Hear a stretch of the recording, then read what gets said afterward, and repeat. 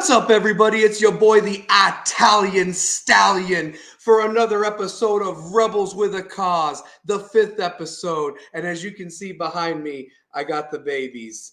2022 to my left, 2023 to my right. And you can bet yourself that I gave them each a sweet kiss when I was in there Friday, getting this ring finger sized up for the other one to join its brother right over here. But be it as it may, we got a lot to talk about tonight. Got some football, have to talk about the banquet and all the accomplishments. We've stuffed them on this show, but we got some more stuff to shout out tonight on Rebels with a Cause. Guy, I want to give a lot of love to certain players. Got love to their parents for all that they do for the programs behind the scenes. It's dedication, a lot of dedication and love of why this program is where it's at. Got to talk about hoops coming up, and of course we have a special guest. He's not here yet, but we'll get him on when he's on and hear some good stories from back in the 90s when he played. But without further ado, I want to bring out, and I want to hear you from Marble City. I want to hear you from Westmoreland Hills and Estates and Sequoia Hills. Gotta get some love from Mechanicsville and also Lonsdale. Got to give some love from West Hills, down Kingston Pike and Bearden. He is 2003 Mr. West, voice of the Rebels for 18 plus years, is all things West. He is definitely a rebel with a cause. And he has been confused for Omar Epps' stand-in in such movies as The Program and For Love and Basketball. And he answers those tough questions when Mike Tomlin doesn't want to after the Steelers lose. Love you, Larry Frank. Without further ado, let's give him a big round of applause. The one and only Pair Tate, my brother from another mother. Yellow. Oh. What is good, brother? We had fun last night. I'll tell you that much. Not have fun at the Rowdy House last night. Just a great atmosphere. We're going to be touching a lot on how they looked against Farragut, Maryville, and William Blount tonight. Give a good perspective on that.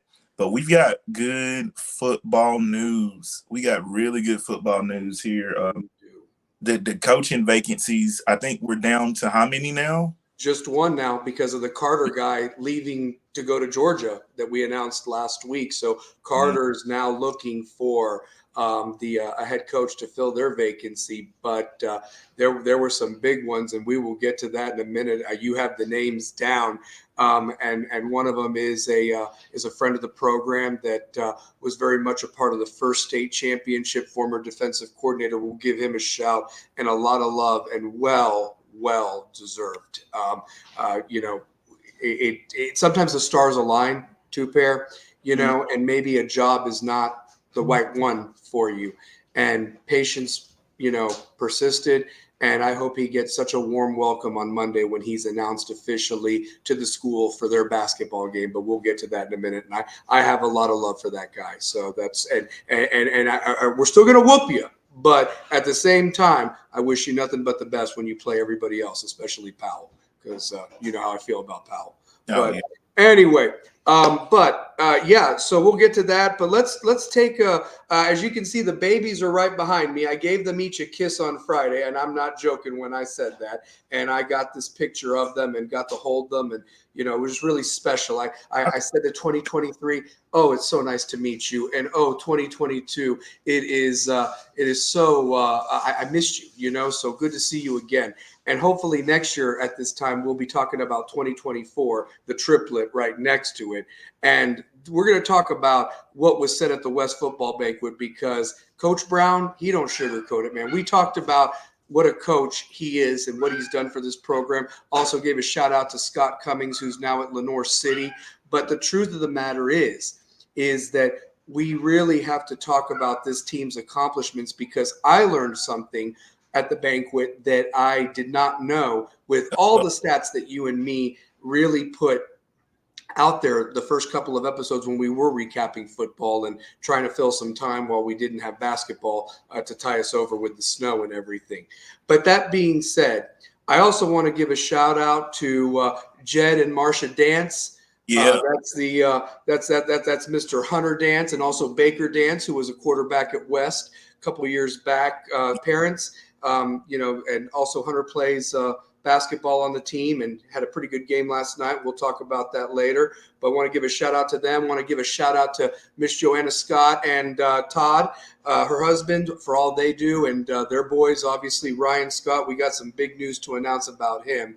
The best linebacker in West history, in my opinion. Again, it's my opinion, but the numbers, the things that he did, it backs it up. I mean, the plays that boy made, you watch him. He was a leader of men, man. And it was like having another quarterback on the defensive side of the ball. And he was a fun player to watch. The guy just battled hurt half the season. I mean, he really was just a dude, just a rebel with a cause, man. Not to be cliche, but he was exemplified everything about being a rebel with a cause. But a shout out to his parents and all they've done for the program is both their sons. Got to give a shout out to Jake Scott as well, who played linebacker for the Rebels teams a couple of years before Ryan. So I'm just enthralled with what I have to announce with him. And his mom actually sent me the text message before I even got a chance to see what Jesse Smithy put out there on Twitter. So got to give her some love there. We also got a commitment to talk about too. Since the last show, Marshawn Bowers, who I absolutely adore and love. Shout out to him. He committed to Emory and Henry. And, Carson Newman, watch out, man. You missed out on one for him to go to Emory and Henry down there in Georgia. So he's going to be a great, great player for them and take it by the, whether he wants to play punt returner, kick returner, tailback, receiver, DB, the guy is just, that's why he was athlete of the year. And we'll talk about that at the banquet. But going about the football, these are some of the things that Coach Brown highlighted. And there were so many, and we could be here all night, but I do want to talk about this. In the playoffs, they outscored all 5 of their opponents, including Tough Page in that championship, 157-27 in 5 games. They had 3 shutouts for the year, okay? 3 running clocks on the year. Whoa. Yes. The senior class, 52-6. We've highlighted that. 4 region championships, 2 state titles. In 1-score ball games on their schedule, and we agreed it was one of the toughest schedules, they were 6-0 in 1-score games. And as Coach Brown put it, these weren't cream puffs we were playing. He didn't say that, but I'm saying that. I mean, these were legitimate good teams, playoff teams. Bearden, Anderson County, Maryville, Farragut, I mean, I can go on. Powell the first time around. So they were 6-0 in those games. So shout out to them for that. Patrick Schmidt broke the school record for most field goals in a year. And I want you to think about the kickers that came before Patrick Schmidt. Michael Smith. You could talk about a player that actually should have been the kicker, but because of Butch Jones's brilliant coaching, never got a shot in George Bullock. George Bullock, who could kick it almost 60 yards, and it was in the end zone every time. George Bullock probably has the record for most touchbacks for a kicker. What about Nick McCook? There we go, Nick McCook. Yeah. Nick McCook. Yeah. How about Tyson Seaby last year? Manny Ruiz from the 2013 runner-up team. He was a good kicker. So I'm just saying that they. Hey, I got one for you, Stallion. Yeah. What about Chad Tyree as a punter, though? As a punter. Punter. Yes. I mean, yeah. So you've got guys that punted, kicked, but here's Patrick Schmidt. Broke the school record for most field goals in a year. How many hit? I believe, I have the stat in my other book or what have you, but it was, I want to say, altogether, you have to count extra points too. Mhm. But he had, I believe, over 70 points acquired by himself by his foot. So you take Oh, away some of the extra points, the field goals count for three. So and he made some really key field goals. I mean, we don't win ball games without some of the field goals he made. So, the other thing too is Ryan Scott. Okay, so let's talk about Mr. Ryan Scott. phenomenal, Phenomenal, phenomenal phenomenal. player. I And have to check who the other player is. I know who it is, but I hadn't had a chance to check because he was one of my favorites before I watched Ryan play. But Ryan Scott became officially the second player in school history to have over 400 tackles in his career. The first was Cody Underwood, who walked on to UT, played there for a bit, and he was the Rebel from 2010 to 2013, was on that state runner-up team that lost that heartbreaker to Henry County by 1 point. But Cody Underwood was the stud linebacker that year for West in 2013. So Ryan Scott joins that company as the second player to have over 400 tackles in their career at West. And the sad thing is he didn't play a lot last year because of all the blowouts they were in. So who knows how many tackles he could have had he played the whole game. That's the other thing. This year he played a lot more because the games were closer, but he finished with 178 tackles this year. I mean, he was just phenomenal, just phenomenal. And today I'm proud to say, and his mom texted it to me, he was named for the second consecutive year. two time, Second. two time, Two-time. two time, Never been done before. two time. Defensive Player of the Year, according to 5-Star Preps. He's the first. And, oh, by the way, if you want to know who won it in 2021 when he was a sophomore, somebody named Walter Nolan, who was like the number one player, out of high school that went to A&M and is now at Ole Miss with Lane Kiffin. Yeah. So that's the company that is now been the Defensive Player of the Year in Ryan Scott.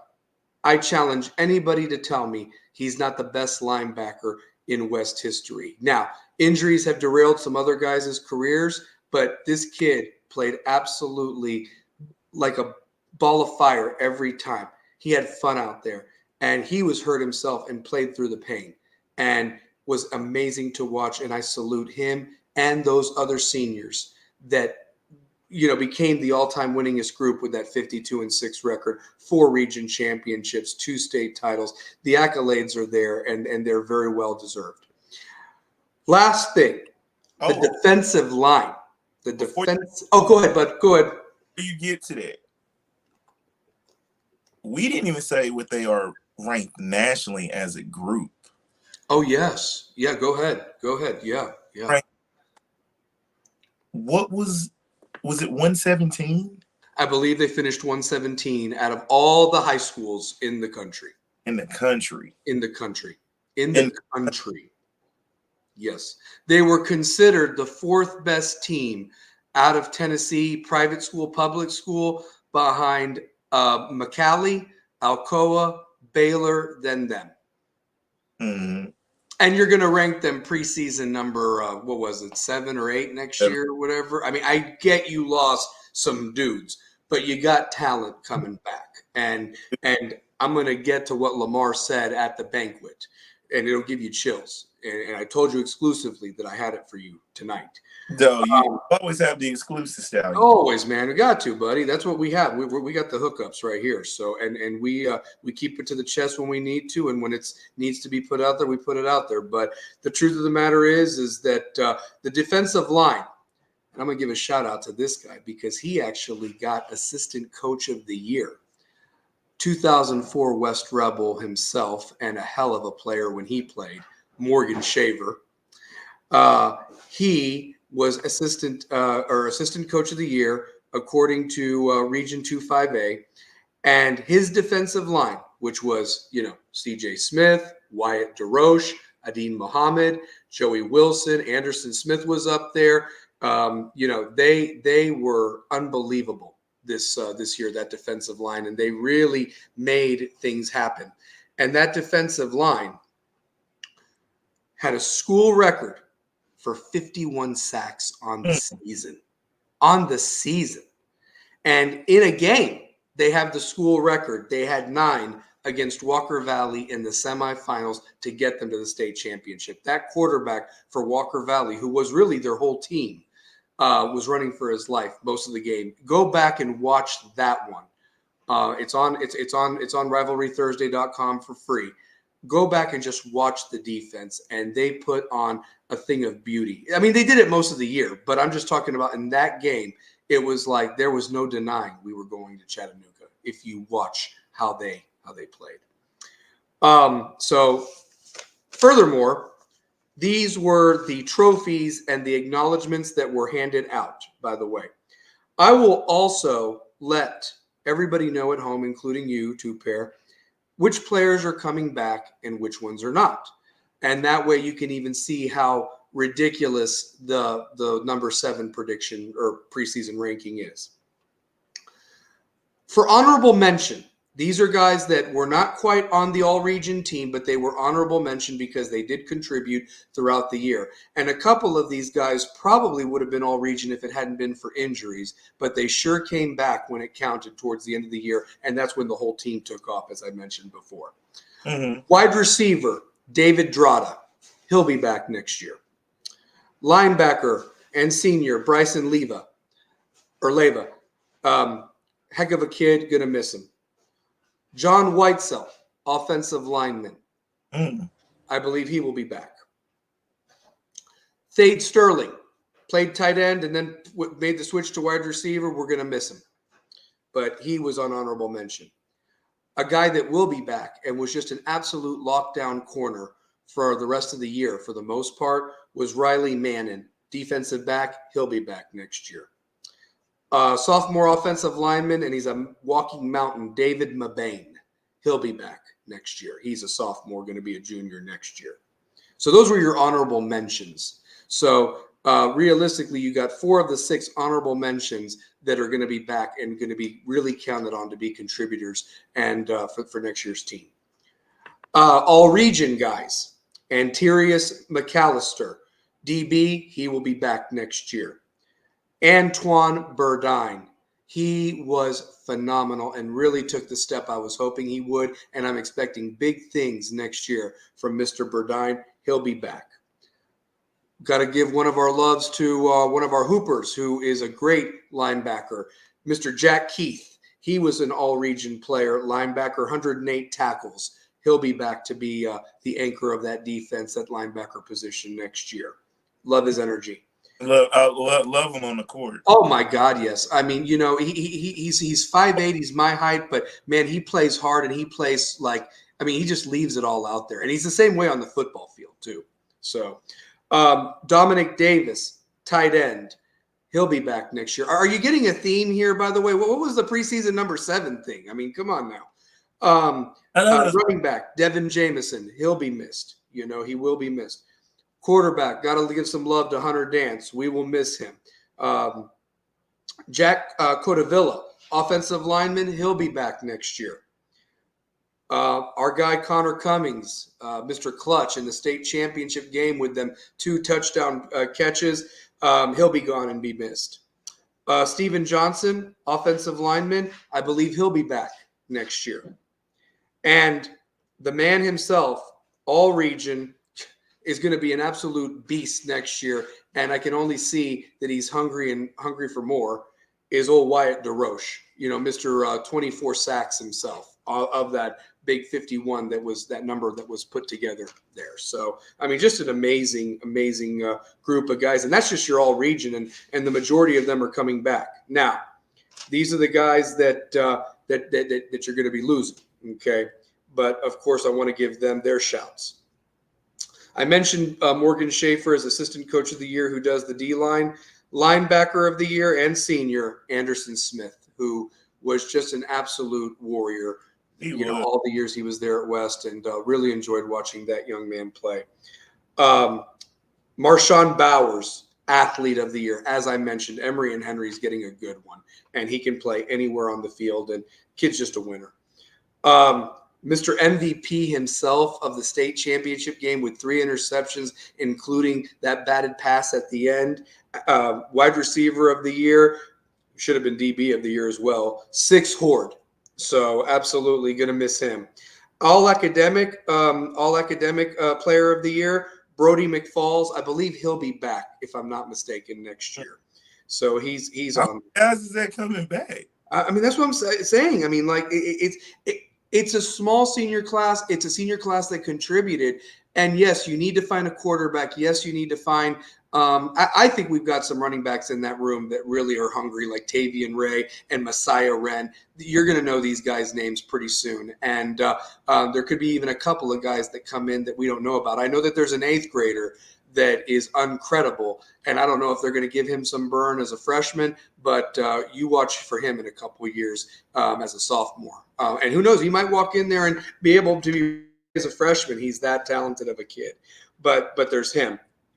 I mentioned him before, CJ Smith, defensive lineman of the year. I mean, just an absolute animal, 21 sacks, just all over the field, difference maker. The guy he went up against in practice all year, who was offensive lineman of the year, Britton Carver. Gonna miss him. And last but certainly not least, defensive player of the year in the region, who was also just named defensive player for the second time, Mr. Ryan Scott. So that was your guys for the region 2-5A that were honored and recognized at the banquet. Last but not least, 5 players got recognized on the all-state team. Quarterback Hunter Dance, shout out to him. Running back /DB / wherever you needed him, Marshawn Bowers. Defensive end, CJ Smith. Offensive lineman, Britton Carver. And rounding it out, Mr. Ryan Scott himself, linebacker. That was your 5 West players on the all-state team that were recognized at the banquet Thursday night last week. So. No, I was trying to find the ranking where Knoxville West is ranked.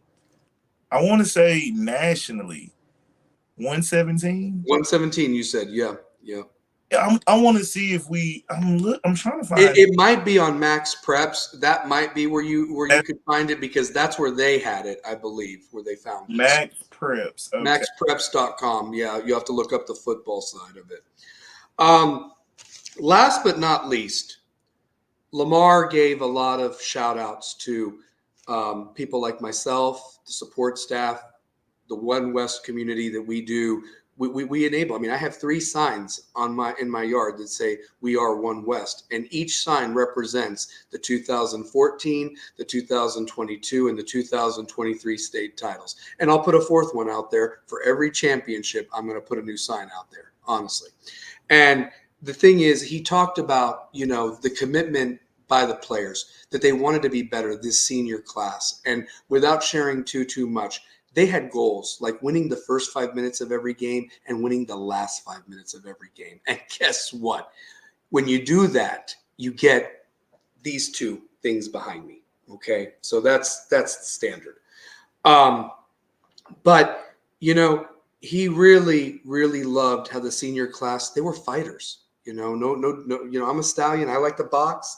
They were fighters, and until there was one last breath in their body, they would not go down without a fight. I mean, they just wouldn't.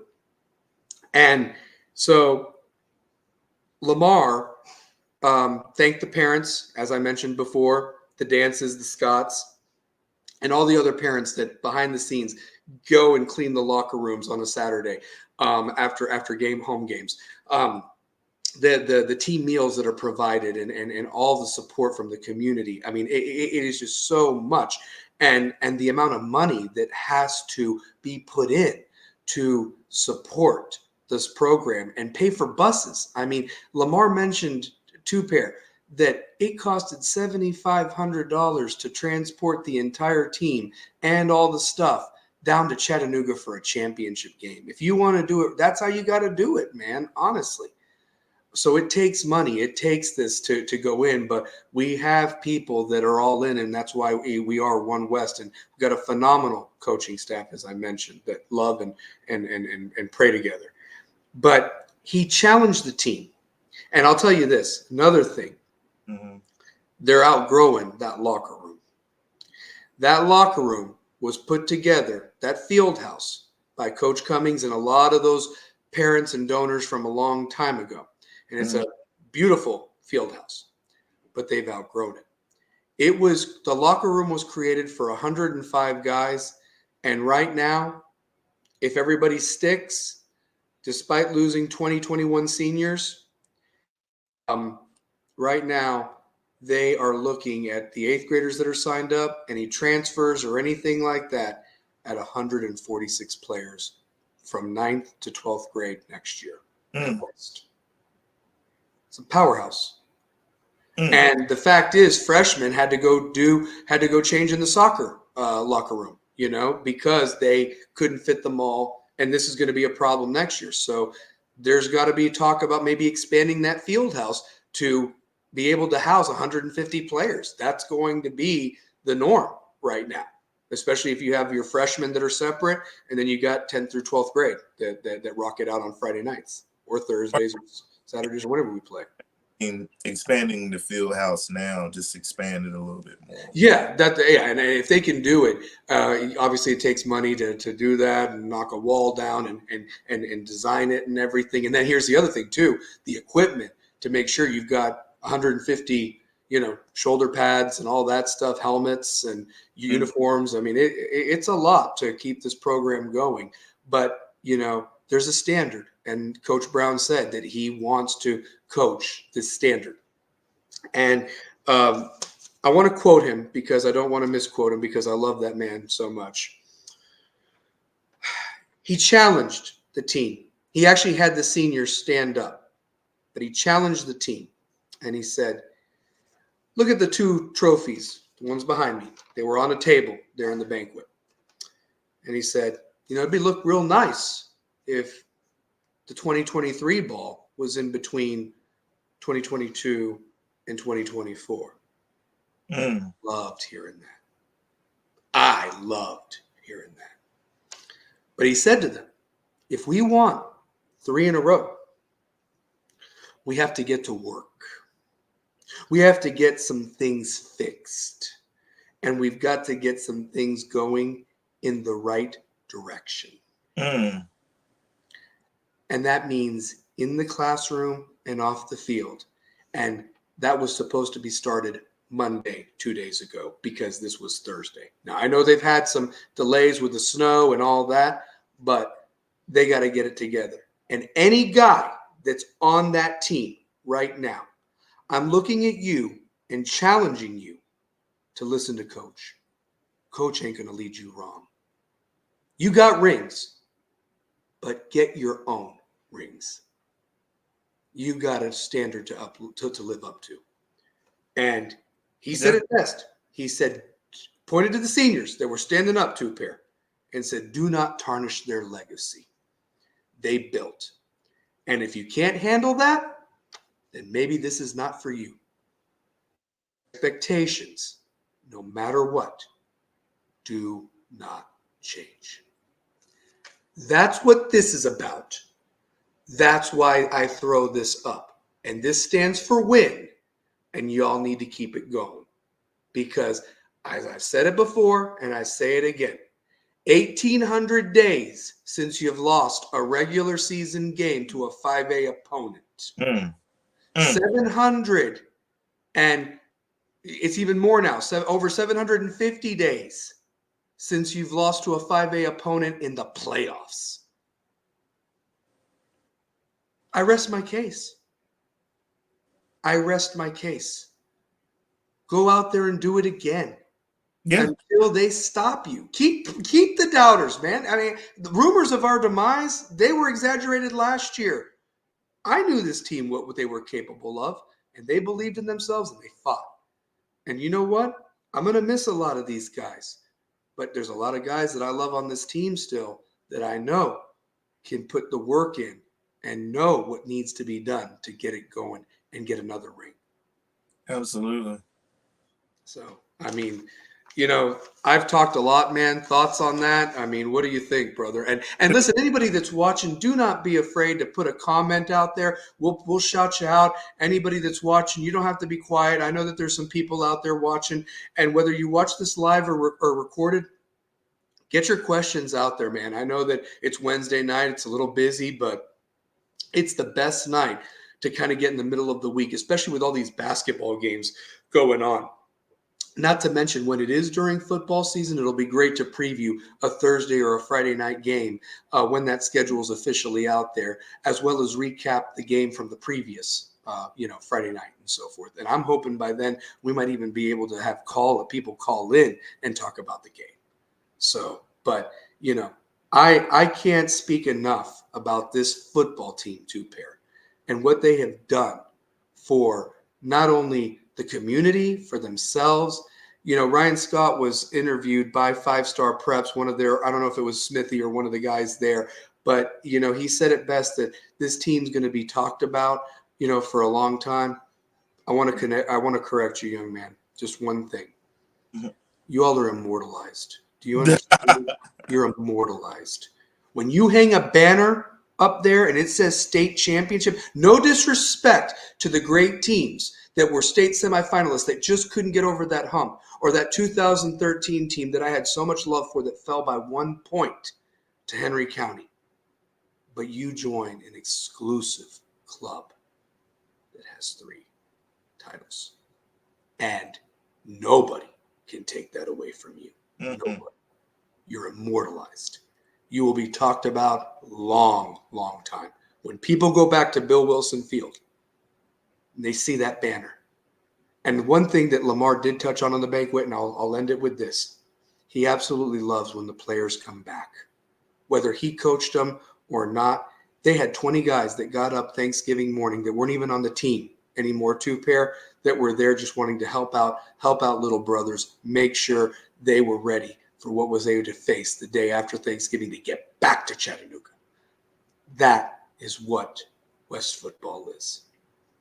It is all about the W. It really is. It is.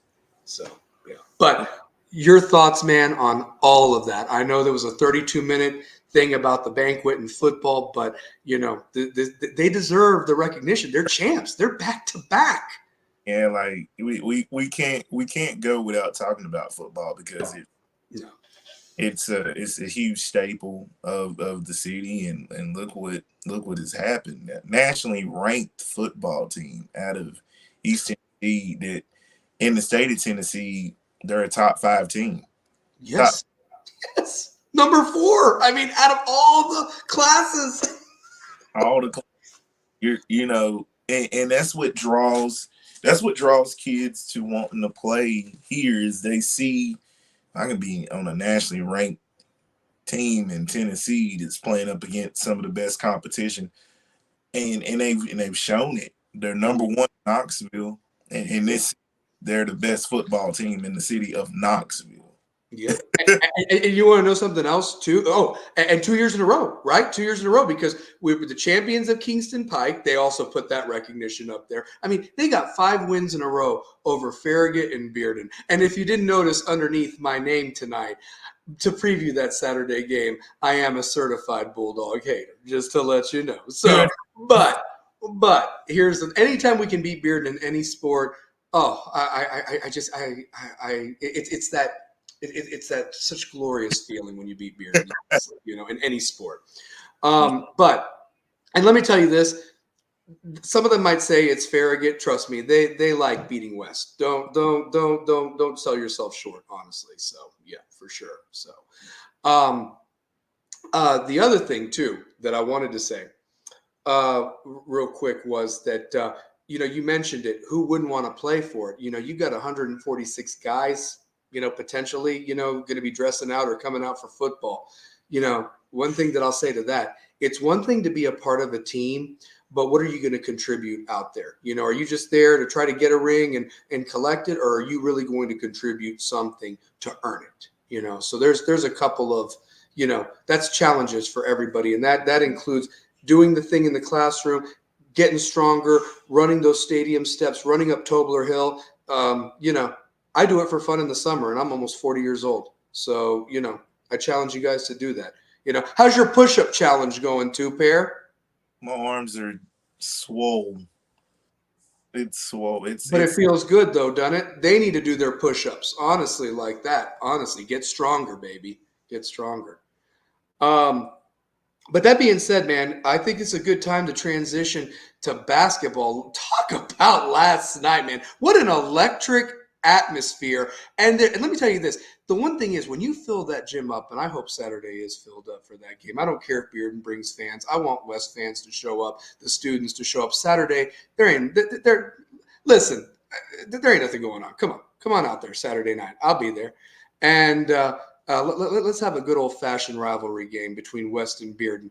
I mean, do you know the last time West swept Bearden Pair in basketball? You want to know when it was? The last time? The last time. Do you think you know it? 2000? 2012. The J1 Mitchell, Carson Brooks, Calvin Walker, Chris Smith senior team. Oh, you know what? Because they swept them. They beat them twice that year. So yeah. That was Calvin Walker and Yeah.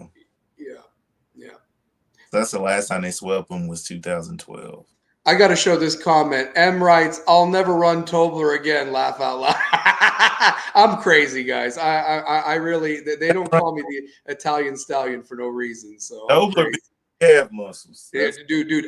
And I'll tell you, I did it, and I was like, "How did we do this 20 times or whatever they had us do it back in the day?" Honestly, how did we do it? So I had to run Tobler.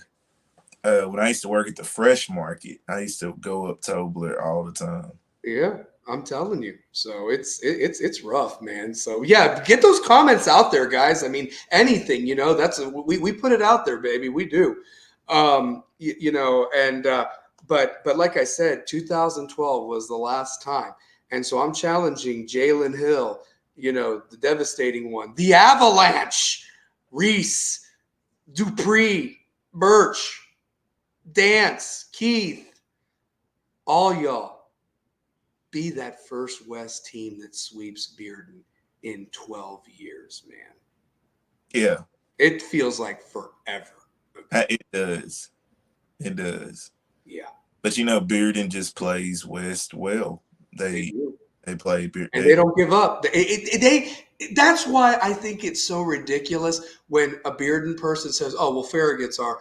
Again, you're disrespecting the people that went to Bearden Middle, that their friends went to two different schools, just like West Valley went to two different schools. Mm-hmm. Okay, you're disrespecting that. And here's the other thing, too. No disrespect to Farragut, but Farragut wins titles in soccer, baseball. They did have one in football, but realistically, West is the standard when it comes to the football. And that's what is really the driving sports.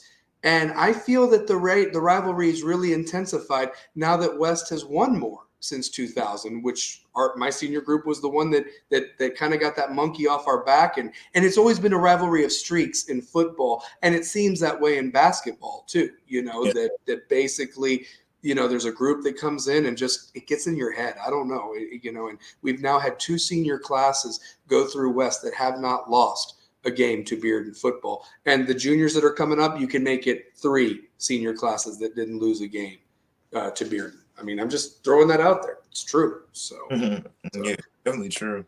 But talk about, man, last night though. I mean, it was like, I made the joke that this episode was called "We Must Protect This House" because, we lost, 3 home games and that's not supposed to happen. They've been road warriors and it's like, dude, play the way you do on the road at home. And it's like, you got to protect this house and this sacred ground, just like the football team does with Bill Wilson Field. And I don't know, man. I just feel like everything came together last night. Yes. It was amazing. Yeah. Amazing to watch.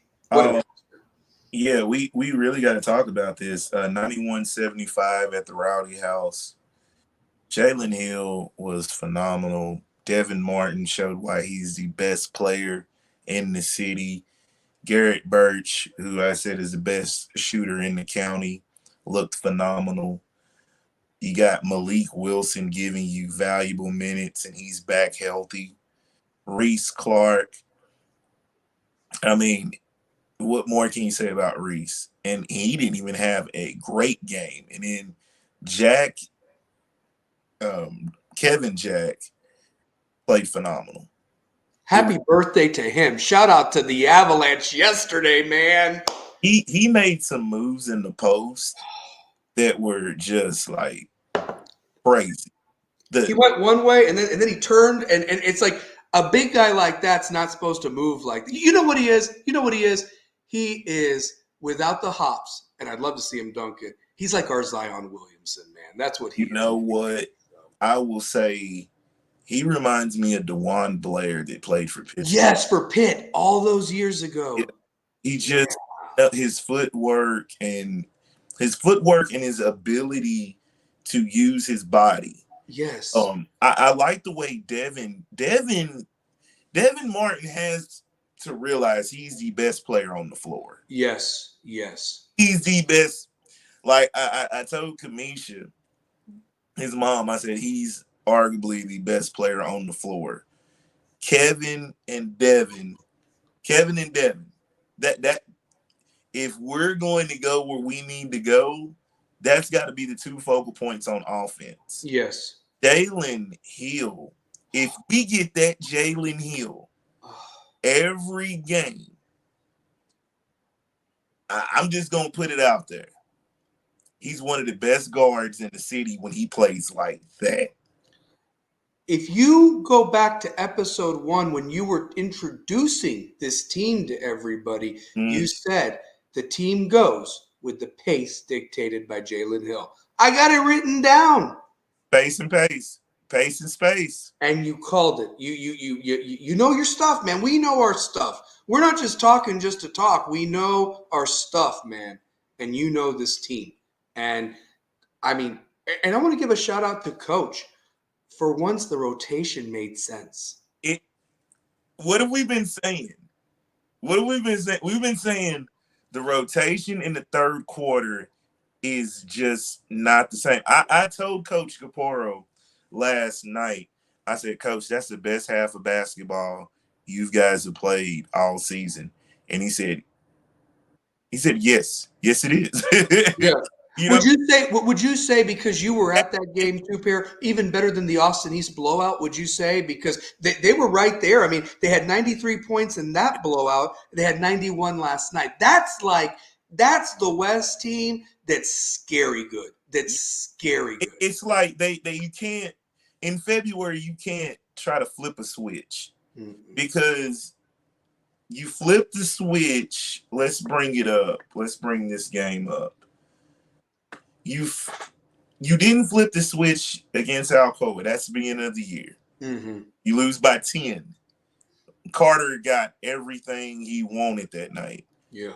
That just came in the West. And time out real quick. Keep your train of thought, man. I want to give a shout out to him. He had 37 points against Austin East last night, man. He wasn't going to let them lose to Austin East twice. I mean, he has just been the guy that Penn State's getting a special kid. I don't care. They're getting a special Definitely kid. The best player in the city. Yeah, easily. I mean, what a year for basketball when you see guys like Devin, when you see Shane Cherry over at Austin East, the Kimber twins over at Fulton. I mean, what a special year in basketball. It's been a minute, I feel. There's over, like, no disrespect to other players, but there's always that year where it's like, oh my God. Like, I mean, if you did an all-star team of all of them, I challenge any other metro in the state.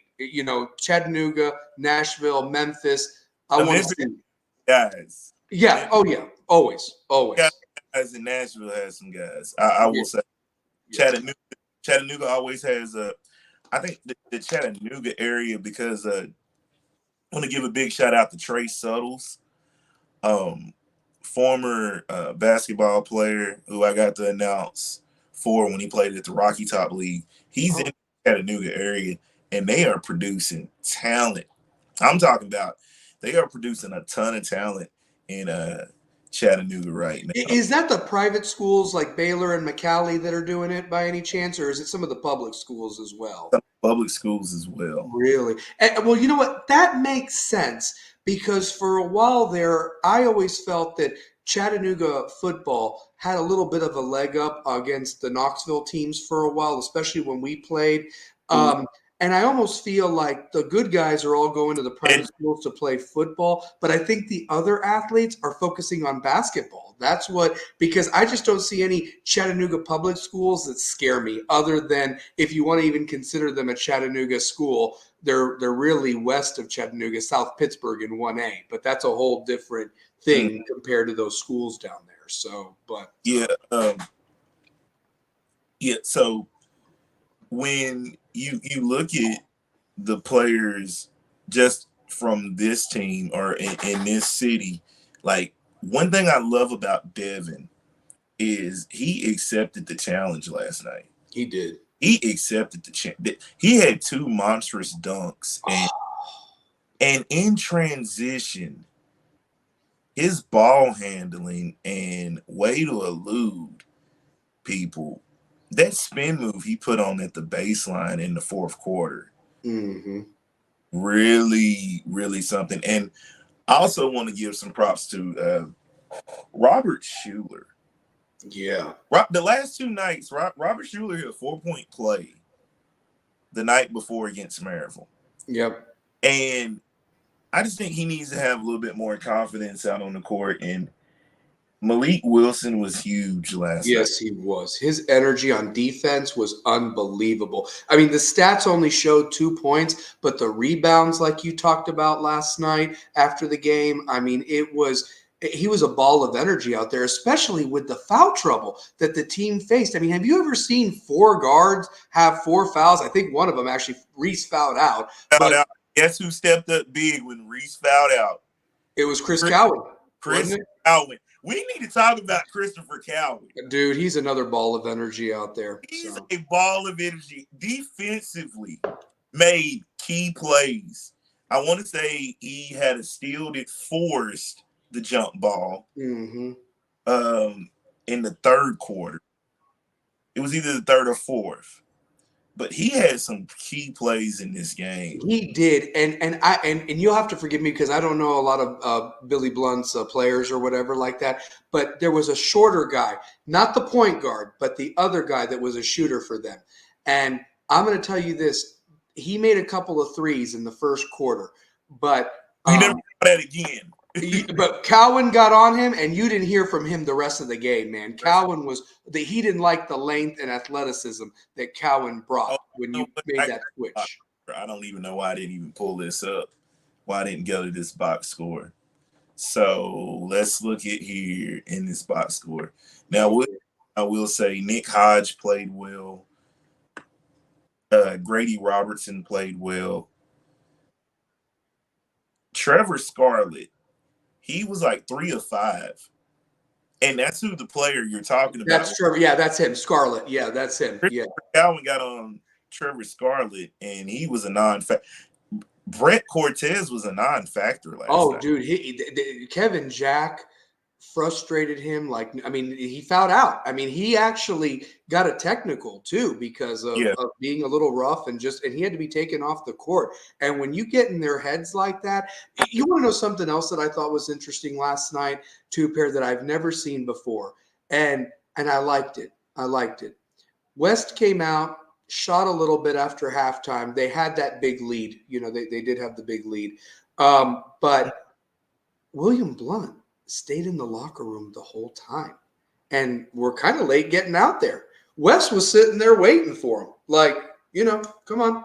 Hey, I felt like we were Thanos waiting for them to come out or whatever, like that, just sitting there bored. There were so many times in that game where that lead evaporated quick. Mm-hmm. I want to say, what was they got to? Well, I'll tell you this. This is what I had. So, because I was taking pictures every so often of the scoreboard just to keep up with things. So, at the end of so listen to this. At the end of the first quarter, Mm-hmm. It was West 27, William Blount 20. Okay. Okay. At halftime, 53-32, which means you pretty much outscored them almost 30-12. It was more like 26-12. But yeah, it was 26-12. You outscored them. That was the best second quarter I've seen West play. I mean, we agreed the first half was incredible. But to score 53 points in one half when you didn't even muster 48 the whole game against Maryville the night before. And here's the other thing too. That William Blount team is not that bad. I mean, they were right there with Maryville themselves. And again, that's a rivalry game a couple weeks ago when they played. So, I mean, it's not like they were nobody good or anything like that. So, yeah. But I don't know. I mean, and then that lead evaporated, like you said. But here's the thing that's really crazy about it. In the third quarter, despite the fouls being called and the refs really disrupting the flow at times, I felt, with the stoppages of play, and they had to get a handle of the game. Despite giving up 18 points to William Blount, West still outscored them in the third quarter 20-18. So we actually extended the lead going into the third quarter to 23 points. We ended up winning by 16. So the 7 points they did make up with some three-pointers and things like that. Let's also mention we left some free throws out there too that should have gotten us to 100. So, I mean, there was a lot of 1-and-1s. I know that Reese, that was really uncharacteristic for Reese to miss 2 free throws at the technical. I mean, he even said, my bad. I saw that, but I was like, man, it would have been nice to get 2 more free points for the stupidity of Cortez or what have you. So, yeah, I mean, but. It was wild to watch last night. Yeah. I thought Garrett Birch was just in a great rhythm. Oh yeah, I mean, well, and you mentioned Jalen Hill, and I've got to make this comment about the kid. To be fair, it's like we were talking about it with Terry Maples last week when he was on. Yeah, we said when does that light come on? That aha moment, and the game slows down. I watched that boy go in and out dribbling, and they're swiping at they couldn't get it. I felt like he was in the Matrix and they were going way slower, and he was he could stop them or something like that. And how he weaved in and out, and then he was feeling it. I mean, he said, "Give me the ball." He's shooting it from the 3-point line on either edge of it, like from the diagonal part of it, and he's making them. I mean, he's swishing them, nothing but net. And then he's even going inside and laying the ball up and everything. And then his eyes are always up, and he's getting the ball to Devin. I mean, Kevin, they were just eating last night. It was beautiful basketball. It really was. And the athleticism should be there like that for every game, I feel. It definitely should be. It was just a great environment last night. Yep. Great environment. Jalen just got rolling. When Jalen got rolling, Devin got rolling, Kevin got rolling. You throw in a few Garrett Birch threes. Yep. Christopher Cowan, who made a difference. He was a difference maker last night. What about that and one he had that was really key there too, like that extended the lead? I mean, we needed a basket. He not only lays it up, but he gets fouled and then hits the free throw. That's huge, man. You gotta make those easy 3-point plays, man. Honestly, especially if they're gonna be calling the slaps on the wrists and everything like that and battling through the contact. So.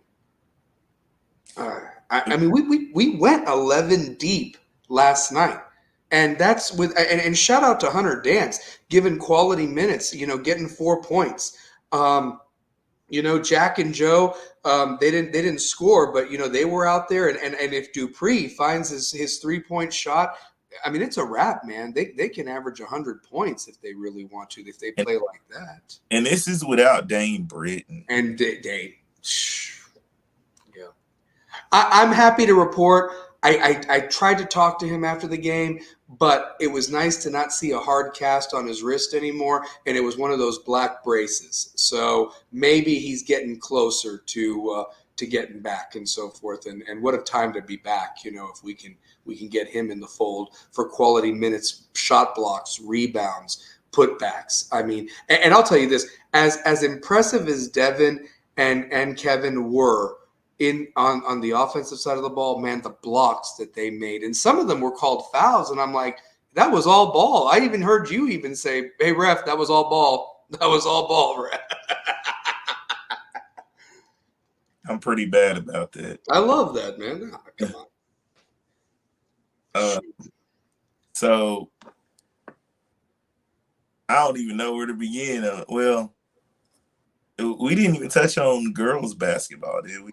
We haven't really talked about them. I mean, the one thing that we do before we get to them, because it would be a good transition, we got to talk about that game, coming out of the snow, a lot of rust, but man, West found a way to win against Farragut last Friday night, and 57-54. And let me give you these numbers, by the way. Dom Van Acker, they held him to 13 points. That's a freaking win right there. That is a win right there. Okay. Parker Lane got 14 for him. Berkeley Narrow got 12. And then they held the other Van Acker to 8. So the fact that you held them under 20 when they torched you that first game around or whatever, you made some really great adjustments this go around and so forth. So, and I'll be honest with you too, Pair. That's a team that I really do not want to face in the district tournament. I really do. I've had enough of the Van Ackers. So for this year, honestly, I would not like to see them in a tournament game. No. Especially when they kind of let them play a little bit more and so forth, and fouls aren't going to be called, and if they're getting picks and even get an inch to shoot, I mean, you just know that ball's going in. I felt like that at times watching Maryville and William Blount the last couple of nights. I mean, it was like they could make everything. And credit to William Blount, they didn't give up, man. They could have just mailed it in, but I think that's a testament to their coach and that coaching staff. They were coaching their rear ends off, trying to do whatever they could, but they just couldn't stop West. They just couldn't. So, and they're not a bad team. They really aren't. I mean, they're 17-7, and now they're 2-4 in the district with that loss to West. So, yeah. Do you have the box score too, Pair, of the West William Blount by any chance? Like for us, I know you mentioned some of the Blount guys, but it's on 5-star preps. But let me see if I can pull up the score. I got the score of the game, but the box score I only have. I don't think West turned theirs in on time. Okay, if they didn't turn theirs in, I did have it just in case you didn't on Twitter. So Here's the box score. Devin Martin had 29 points last night.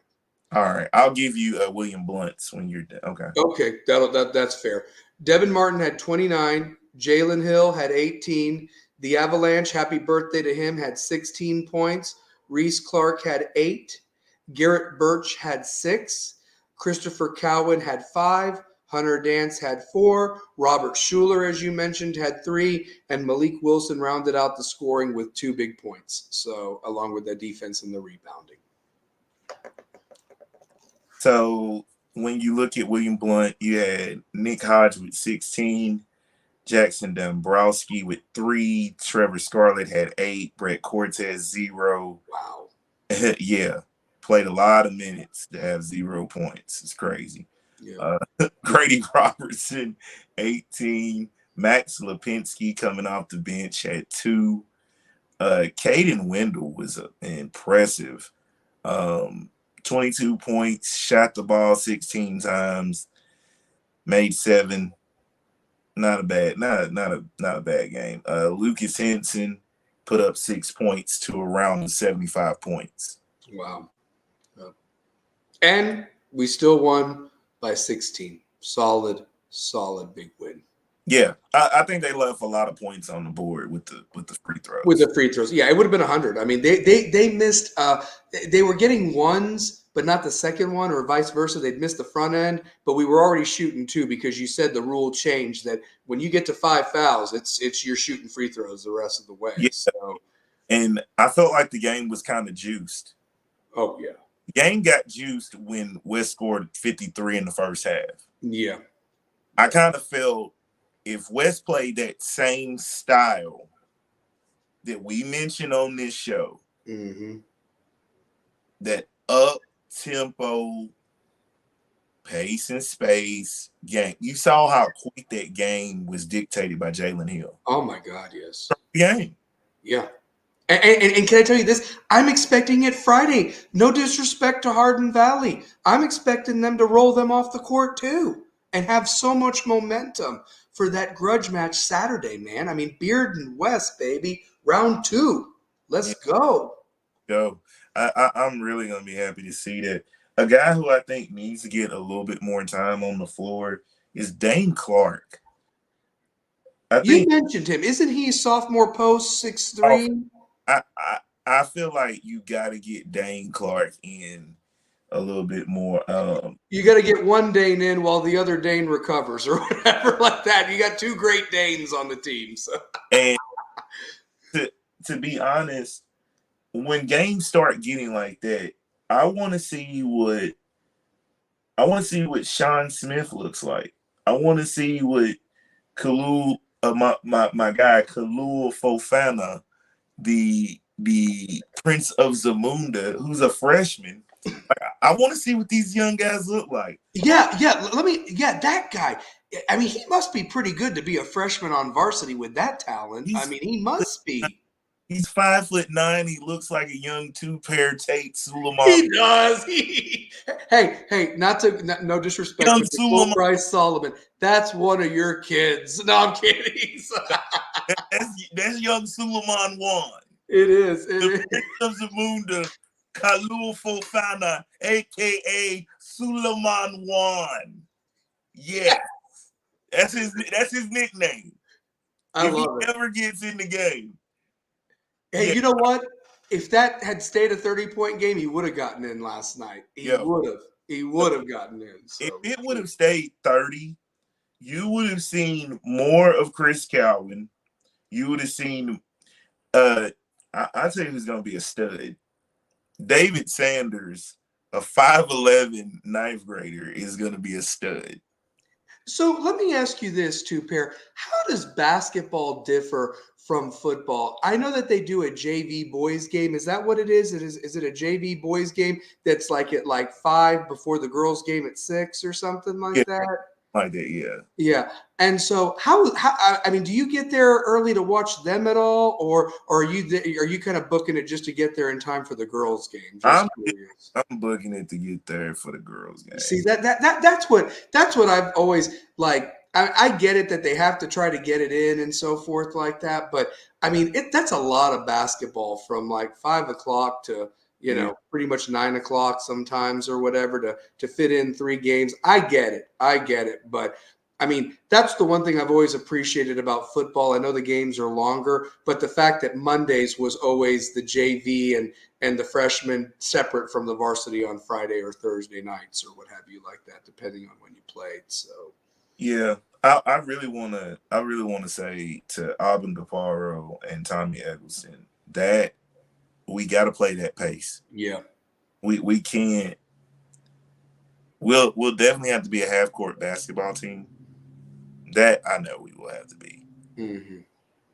But if we dictate the pace like last night, that game is in our favor by 16 points. Oh, yeah. Oh, well, here's the other thing, too. I loved the fact that they tried to press us because they had nothing else. They couldn't defend us in the half court. They tried to do a full court press. Jalen, just like I said, Matrix style, broke it. I mean, looking ahead, Devin Martin, I mean, they broke that press. You talk about 2 Marble City jams from the devastating one. I mean, that was beautiful. I went nuts. I went crazy. So. How cool is that? No, what about the block by Jalen Hill? Oh, yeah. Dude, oh, my God. That was the Matrix. That was Neo getting up there and saying, no, that's not happening. There was a couple Kevin Jack had a few. Yeah. Devin Martin had a few. Yeah. And how in the world were they even called fouls? That you hear all ball.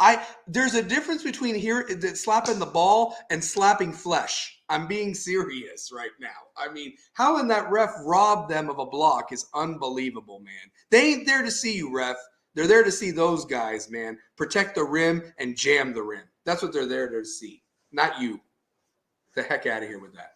Yeah, and I really. Did you see some of the? I mean, I know you're focused on the game and everything, but did you see some of the fans in the stands on the other side for West, man? Like they just could not. I thought two guys were going to run out in the court. They were so mad at a call one time or whatever. I mean, and I love the passion. They're West dudes, and they have to sit over there. And then you had the William Blount fans giving it right back to West, like when they went on their little run, and then it was like. No. Devin Martin said, no, sir. You ain't coming back from that deficit. Yo, Devin Martin put on some of the most phenomenal moves last night. Like, I'm going to tell you this, man. That junior class. That spin move was crazy. They were fun, man. They looked like they were having fun. They were talking. They were, I mean, the body language was night and day in 24 hours, man. I mean, like, I don't know. I mean, had Reese not fouled out, that could have gotten ugly. Yeah. Like, you got Reese Clark, who at any given night can give you 15, 17. Yeah. And he was doing that before the ankle injury. And that's what it looks like it was that he suffered against Alcoa because of the brace, I mean, the brace was on that left ankle. And so I was like, well, that explains that. And it looked that the rest from the snow, he was starting to feel a little bit better that you didn't see in that first Farragut game and Alcoa game, and so forth. And I'm going to keep saying this. Garrett Birch is the best shooter in the county. Yeah. That's why it was horrible. He didn't play that first Farragut game, man. You can't leave that guy out. You got to play him. You know what I mean? You play him. You got to. So, Two-Pair, you mentioned the girls. We talked about the Farragut game and kind of got back into the William Blount Maryville games because, think about this, man. That was 3 games in 5 days. That's a lot of basketball right there. And you had 1 on the road, tough environment, 2 at home. Maryville 17-6, 6-1 in the district. I'm looking forward to that contest next week at Maryville. I think you're going to see a different team because we've never doubted West on the road. It's the home, and here's the thing. That district tournament, Maryville's the host this year, so get used to those rims, guys. I expect you to play all 3 days or what have you in that district tournament. So, actually it's only 2 now. If you get the 5 seed. That Maryville game, is that? Yeah. So I have it. They've got Hardin Valley Friday, Bearden Saturday. Both of those are home. And then before our next show, not only will we have those games to talk about, but we've got William Blount on Monday at William Blount, the rematch, and at Maryville on Tuesday. So we got 4 games between now and next week's show. So a lot of basketball, man. A lot of basketball. And Friday is technically senior night. Hardin Valley, they're still going to keep – that was always originally supposed to be senior night, so they're going to keep it as senior night. And, shout out to Hunter Dance and Dane, who unfortunately has been hurt this month. But they'll be honored because they're the only 2 seniors. But to go back to it, Two-Pair, you've said this junior class, man, if they can stick with it, there's no reason, they could do it this year if the stars align. They have an opportunity, I feel, to get to state because I've seen the other side of the district, of the region, or what have you. Sure, Oak Ridge is there. Powell's having probably one of their best seasons ever. But again, we don't really know what they bring to the table when we play those teams. It's all about matchups, and I just want the opportunity to play them in the region when the 2 districts go to region if we're special enough to be district champs, honestly. So and here's the other thing too. You probably know this. Do you know there's only been 1 district championship team? 2000. Mike Maddox, Mike Morrow, Troy Mapp, all them guys. I'm telling Spencer Davis. Spencer was point guard, I think. Davis, Stuart Oaks, backup. Yep. So you know, class of 2002, Stuart Oaks. Yes, Stuart Oaks was on there. Yep, that's right. Colin was on that 2000 team. Jordan Smith was on there. Harmon, Jordan Smith. Yep, I said Mike Morrow.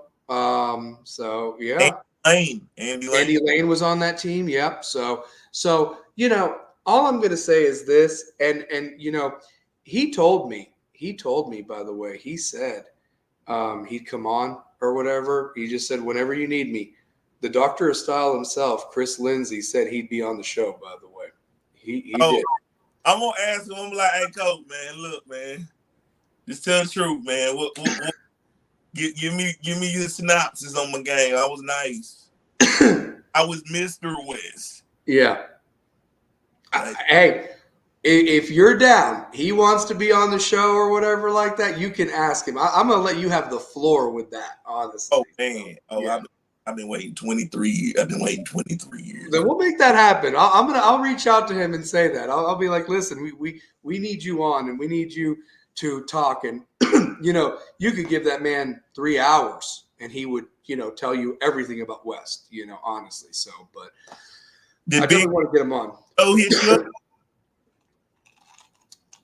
Did Big O hit you up? Let me see here. I saw him try to get on. Is he having some issues or what have you, by any chance? Is he having some issues getting on? I don't know.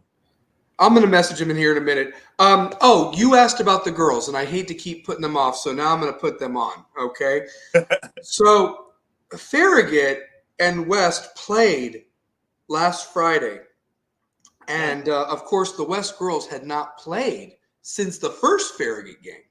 And I don't have that score, so you'll have to forgive me, but I want to give a shout out to Mr. Jack Tate, who is the stats guy, coolest teacher ever I had at Bearden that's now at Farragut. So that should tell you that when a Bearden grad who taught there goes to Farragut, something must be bad in the water at Bearden. But anyway, courtesy of him, he shared this with the Twitter, the box score. Farragut ended up winning 78-9, but he didn't have the West players' scores. Of course, he's just focused on Farragut, I'm sure. But KJ McNeely had 14 points. JC Newbert had 15. Annie Priest had 10. Trinity Curry had 10. Who? What? Yeah. Carly Vining had 7. Hannah Anderson had 6. Maya Johnston had 6. Lily Mullins had 4. Another Van Acker had 3. Gabby Van Acker had 3. And Reagan Sheridan had 3. All totaled up to 78 points for Farragut. They played 1, 2, 3, 4, 5, 6, 7, 8, 9, 10 girls that game, by the way. And they may have played some more that maybe didn't get in the scoreboard, but, you know, that's the box score that Mr. Jack Tate, shout out to him, provided on Twitter representing Farragut.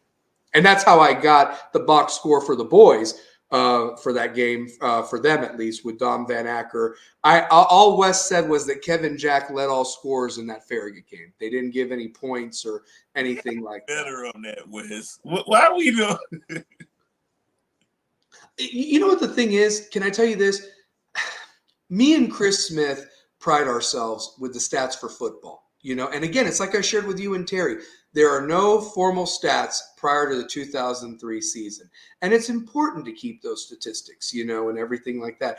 And basketball, I don't know what that nice lady is, two seats from you that does the box scores or whatever like that. But she's working her butt off, you know, to do that and everything. And props to her.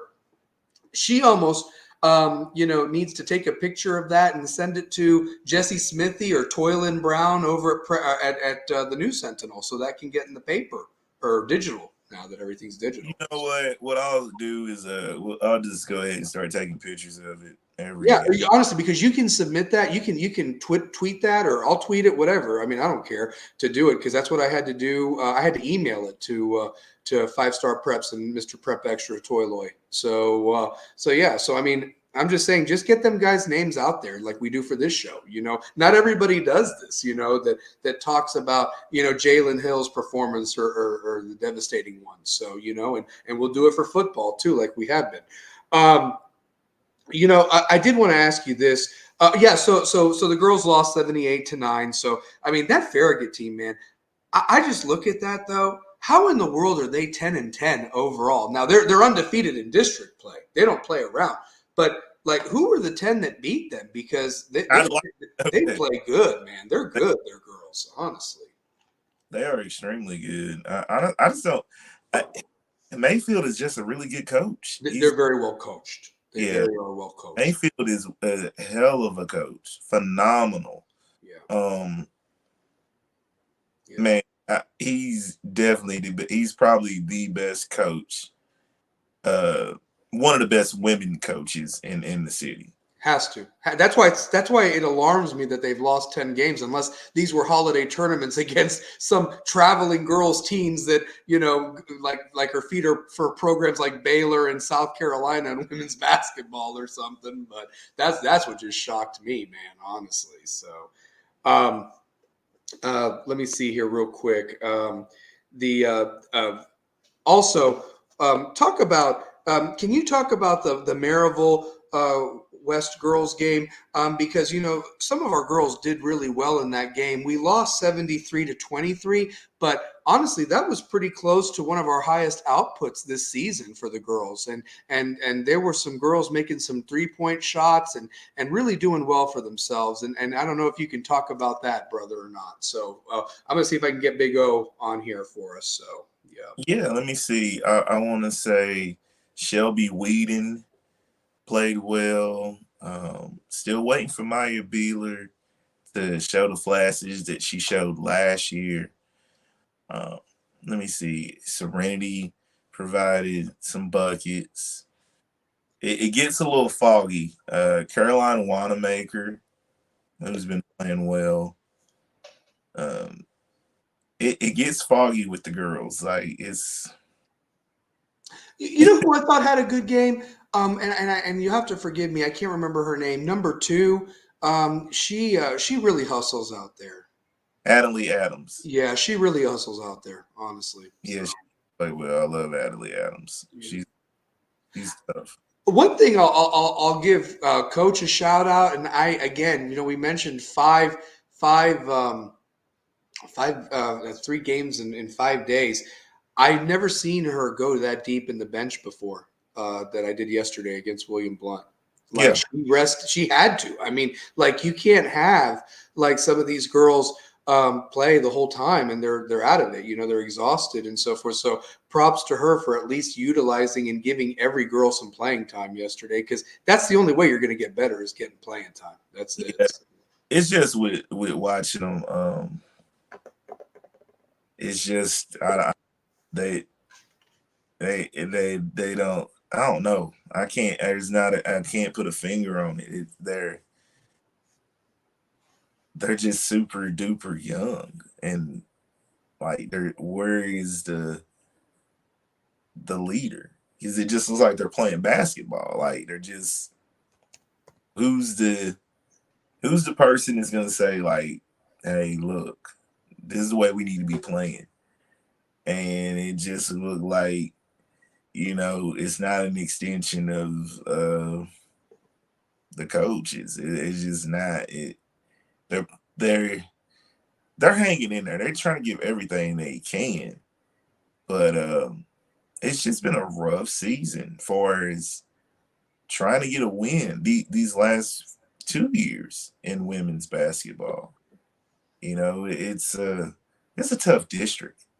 You couldn't have said it better, because I'm looking at the schedule, and it's like, Maryville, that was only their 6th win of the year, and they won 73-23 against West. So how far is West behind if that team did we play that Maryville team? Is that they only won 5 games? Because they had only won 5 games, going into that, and now they're at 6 because they beat West. So now they've won 6. That's what I'm saying on the drop off. Like, what is West record? Right now we're 0-15, if I'm not mistaken. 0-15. 0-15.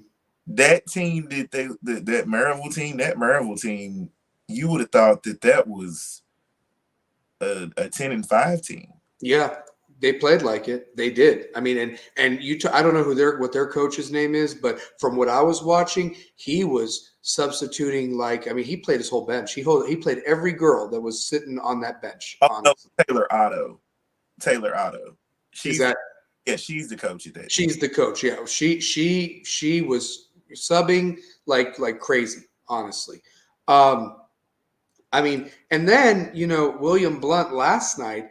I just think there were some tired legs. I mean, to only put up 6 points, 57-6, and again, you put some players out there that hadn't really played all year that I had at least seen, and so forth. And so William Blount's girls, they don't have that great of a record themselves. But what really is kind of like, I don't want to say disheartening, but you pretty much have like the number one team coming in on Saturday in Bearden's girls, who's only lost one game all year. And I think that was in a tournament over Christmas.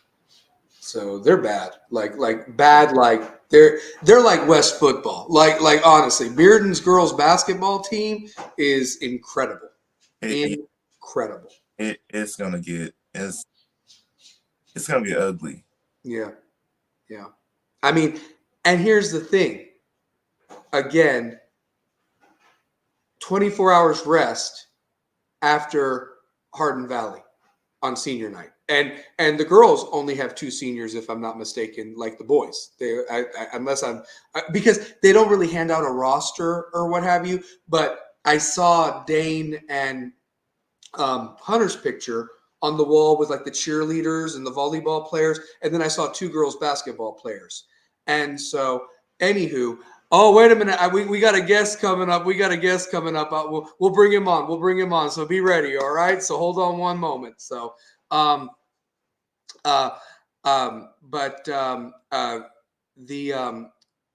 finish my thought, they'll probably be honored on Friday night, just like, and so, like you said, it's a young team. And I just hope that they stick with it and come back. Just don't be like, oh, I'm not playing next year. No. That's what happened with the football, like what Terry was talking about. You've got to stick with it. And, if there's any freshman girls or 8th grade girls that are coming to West, you can be the difference. You can be the difference, honestly. So, and like I said, the season doesn't end. The games just stop. It's Right. year-round to be conditioned and lift weights. You got to hoop, shoot in the driveway. I used to love doing that after school. Go to a park, find a ride your bike. Put the basketball in your backpack and go. That's what we used to do. I mean, there's hoops around, there's parks around. So that's my message. That's my message. So, I mean, and too, Pair. Here's the thing. Just like the boys, they've got to turn around and play, like I mentioned, Hardin Valley senior night Friday, Bearden Saturday, at William Blount, the same team they lost to yesterday on Monday, and then Maryville, again at Maryville on Tuesday. So, again, 4 games in 6 days. But they've beaten William Blount, so they're familiar. The teams that they're playing, they've either lost or they've beaten. And it's only been at one time that they've seen each other. Yeah. So that William Blount win, that kind of woke them back up. Yeah, for the boys, yeah, for sure. So and for the girls, I mean, that's gonna be they should remember what happened these games this week and see if they can do something better next week. So, yeah. I don't know what's going on to where in 4 quarters of basketball. Yeah. Yeah. Well, he's ready to come on. All right, and I'm excited about this one. I really am. I am too. Yeah. You know what? He's one of the reasons. He's one of the reasons that I wanted to go to West. Yeah. That's awesome. Yeah, he's one of the reasons. Like he's part of that class that made you want to go to West. Yeah. Well, and you know what sucks is, again, I have certified Bulldog hater right there, but here I was at Bearden when he was probably just leaving West or whatever, so we missed each other by a year or so, and but he got to play for the coach I wanted to play for, so I'm a little jealous of that. But I can't wait to ask him some questions of how it was and his thoughts on where the football program is now, and also ask his thoughts on basketball too, and just what it was like being a Rebel with a Cause. So without further ado, our guest for tonight on Rebels with a Cause, he is a Rebel with a Cause. I want everybody who's out there recording, watching it, or live to give a big cheer. Put your hands together for an OG from Coach Wilson's, one of his last teams. Mm-hmm. Big O, Scott Oderson. Big O ski. What's going on, man? Big O ski. What's going on, man? I'm glad y'all got me on, man. I appreciate it, man. Hey, we appreciate you being on, man, and taking the time. I know it's late on a Wednesday night. You said that you'd be on a little bit later, but whatever you missed at the beginning, go back and watch. Just like and subscribe. On that YouTube channel, share it with everybody. We're getting it out there. We're growing. But brother, how is everything going with you? You and Two Pair. What's going on, man? So. Listen. Myself, I just been running with my babies. You know what I mean? My kids in the sport, so I'm coaching, I'm mentoring, I'm doing everything I can to keep them into something besides the streets. You know what I mean?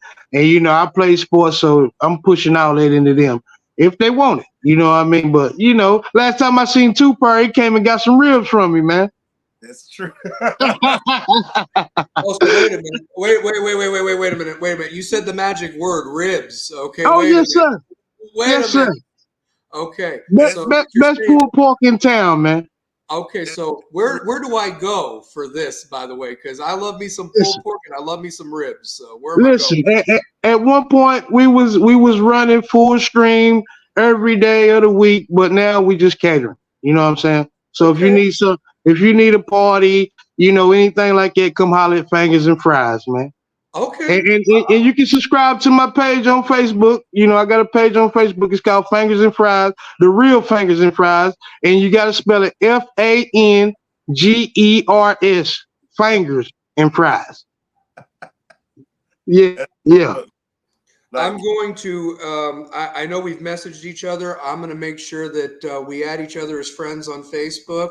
And I'll definitely hit you up for that because that sounds amazing. So, man, we got an exclusive menu, man. We got some stuff. We got fried ribs. I don't want to go too deep into it, because this ain't what it is. But yeah, we got some stuff for you, man. No. Listen, this is what this show's all about, brother. Listen, this is Rebels with a Cause, and let me tell you this: you're doing a good cause, feeding some hungry stomachs and hearts, and making it with a lot of love. That's what I think it is. I mean, that good food is made with a lot of love. And you know what? Here's the deal: I'll make you a really good Italian dish because the name's just not the Italian Stallion. I make some Alfredo sauce that absolutely kills, man. And listen, that's weird because we had chicken Alfredo tonight. So yeah, we need that. We need that special Alfredo, man. We need that. I love it. Well, ask away, man. Ask away at Big O what you want to know, brother. I'm gonna sit back and listen. So this is awesome. So Big O, I gotta tell you, when you, Diedrich Elder, Brian Durrell, y'all were the class that made dudes from where I live want to go to play for West. It's when we saw Marquise Tillery, when we saw brothers West, I'm like, yeah, I'm going to West. Yeah. Bro, and the baggy shorts. I'm that. You guys were yeah. I was going to West because of y'all. Seriously. Yeah. Talk about that time period because y'all seen some teams. Like I had to see Brian Phelps at Austin East. You had Ooh. to see Diedrich died.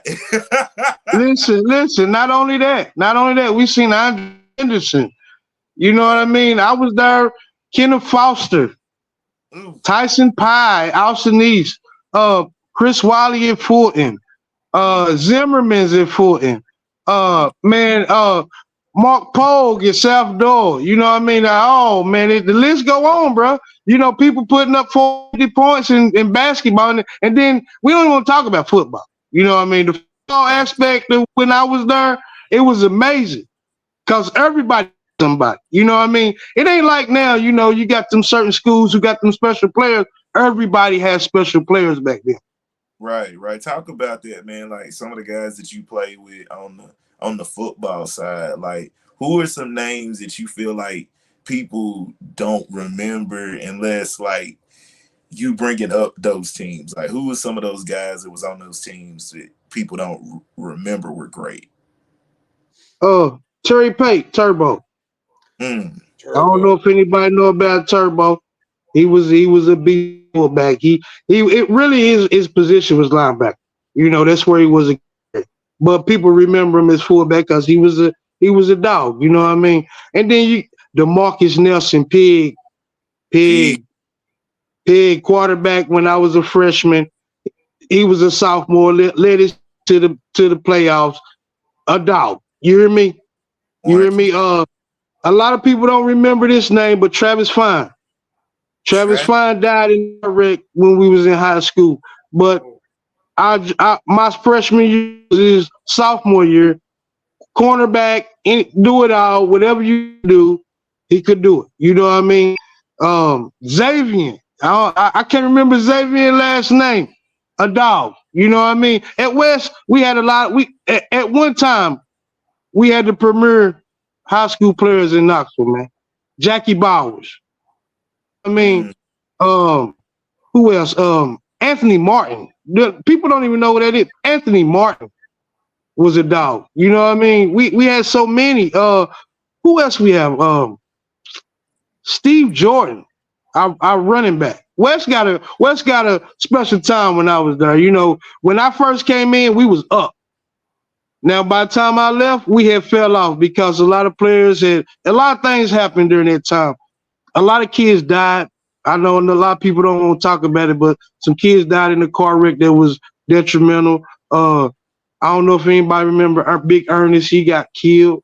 You know what I'm saying? It was a lot of people during that time from my 9th to my 11th grade year that was just gone. You know, and that's why during my 11th and 12th grade season, we wasn't as good as we could have been. You know what I mean? Because we lost a lot of players. You know, Bigo, that's something that and I was over at Bearden, you know, so that's the thing. And, you know, Bearden West, and what sucked too during that time is I always remember Bearden and West played in the Jamboree. It wasn't an official game on the schedule. And that can't happen when you have two rivalry teams. You just can't. I mean, just like the West Fultons, the West Austin, like you got to have those games. I'm sorry. You gotta just have those games. Now, granted, unfortunately, I don't know, maybe things can change at Fulton and Austin East because I never thought I'd see the day at the state of where those programs are. You know what I mean? Like I mean now, but back then, I mean, it wasn't about if they were going to win. It was how much they were going to win by. Okay. And people shook fighting them, kind of like when it got to like playing Maryville type of stuff, you know, in the 2000s. But my question to you is, you know, and this is the stuff that I'm talking about. I love learning about the history of like when you played before my time. And, you know, I'm sure there's guys in the 80s and the 70s that have their stories, you know, if they're still around, you know, God willing. But I always wondered why Coach Wilson stepped. You know, I heard stories and you know, the man, God rest his soul, 17 years coming up, he's been gone. He was not an old dude. He was not. I mean, you know, he had kids our age too, Pair, that were in school, you know. And I say that because I love that man. He taught me how to drive. He taught me out to He the did cross. me too. He taught me how to drive too. Yeah, and he probably is from heaven saying, "God, you suck still driving free daddy." He's probably saying that. But like realistically though, for him, we were talking about it last week. We had a guy on, Terry Maples, that we all went to school with and played, and we didn't have a good coach. We're just going to leave it at that. But because I don't want to spend any more time on that. But with Wilson, I always felt that with the amount of talent that 98, 99 squads had or whatever, I would have been very curious if maybe he hung it up too soon. And I guess my question to you is, was this accident that devastating that maybe it broke him? Was he close to some of these guys? And what made some of these guys come to West to play for him? Honestly, I'm just curious and so forth. So I know my reasons, but yeah. I'm gonna be honest with you. I don't know. I don't know. You know what I mean? I really don't. I had a good connection to a lot of players that I'm talking about previous. You know what I mean? Like Bill Wilson was a great mentor. Bill Wilson do anything he could do for you. You know what I mean? If it was needed. You know what I mean? At the same time, I can't say. I can't say why he hung it up so early at West. You know what I mean?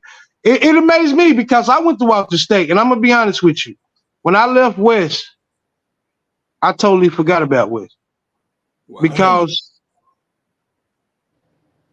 I felt like I didn't take the right path to do what I needed to do because I didn't have the right backing. Bill Wilson was a great person, but at the same time, he didn't do a lot to try to push you further, except to go to Carson. So when I got to my senior year and football season was over, I found out I had letters from Tennessee Tech, Tusculum, other schools that could have been a better opportunity than Carson Newman, maybe. And I didn't know, until after the season was over. And these teams came to me, saying, and I chose basketball. I went to Tech because I didn't have any offers in football. And I felt like I was a good enough player to play football, but at the time I didn't have the love because my coach didn't push me in it. I went to a visit at Carson Newman. That's the only visit I took in football. And and everybody knows that's where Bill Wilson went to school. He went to Carson Newman. So that was his plug, and that was not a bad thing because they have made some pro players come out of, Carson Newman. I'm not saying it's a bad school. I'm just saying that was our only option. Yeah. You know what I mean? Because we didn't have no internet. We didn't have nothing to push our highlights out. If you wanted to push your highlights out, you know what you did? You made your own highlight tape and you sent it to that school. Yeah. You know what I mean? And that was our only option. Now, don't take it wrong. I'm not taking away from Bill Wilson. I'm just saying that was his only way to push you forward. Now you look at Bearden now, and you look at who's coaching now, and we all know who's coaching now, and then you see them schools who come in here looking at Bearden. You hear me? Like when I went to Walter State and I came back and I learned that Bill Wilson was coaching Bearden High School, it tore my heart apart. Yeah, and you see, that's my whole point. Like, you're done, right? Like you step down and you say you're done, and then you turn around and go to the rival. They go to the rival, bro. Like I didn't even believe it till I seen it. I came home and I looked on TV and Bill Wilson is a bulldog. I'm like, whoa. Listen, he shaved his mustache, had a whole new look, He did. Went over there, and here's the thing: he took. And no disrespect to Bearden now because Josh Jones is running it a certain way or whatever. But they were dog shit. They were. They sucked. They did. They were known for basketball. They were known for soccer. They were known for baseball, but never in football. They had nice players like Chris Ernst and people like that went through the program. Roy Nico probably or Vincent Desmond Scantlin. Desmond Scantlin was a dog. Yeah. Yeah.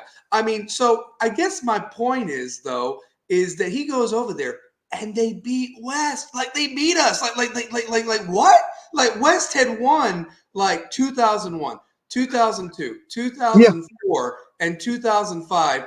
And so it's like we'd won 4 out of the last 5. He goes over there and they beat West. And I'm like, what? What? Yes. And they came in and beat Cummings and all that. And I'm like, nah, this ain't supposed to happen. They have this great year. hmm And then he hmm passes. Then he passes away. And he hands it over to Brad Turner or Brad Taylor, whatever his name was. And Taylor gets Devin Young, who, went hmm on to UT, and you know that story. But hmm they went pretty daggone far. And he was the one that actually got the groundwork made for them to have their own field house, because they were using the cruddy gym lockers up at Bearden. That's what I had to use that freshman year. And so hmm now they got a nice scoreboard, they got support, and that was all because of Wilson. And he had connections, He did. and that's why it kind of hurts me that we kind of got the short end of that stick. And I'm over it. You got to get over it. You got to. Yeah. But it's fascinating to find that out, like, honestly, Big O, and I wanted to ask you this. So you played basketball too, I mean, talk about like maybe the dynamic for basketball, that team, compared to like what you were with football. Like, talk about that, by the way, because this basketball team this year is probably one of our better ones we've had in a few years, honestly. Well, basketball, it was. It was just an old school type of basketball thing. We had Coach Lindsey. Coach Lindsey had been dealing with West since the '70s. I mean, he'd been there for a long time.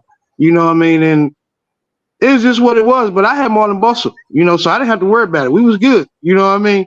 Marlon Bussell put up 50 points in 5 games straight. We can go look it up right now. I mean, Marlon Bussell was a straight dog, and probably one of the best players I ever seen live besides Andre Fenderson. You know what I mean?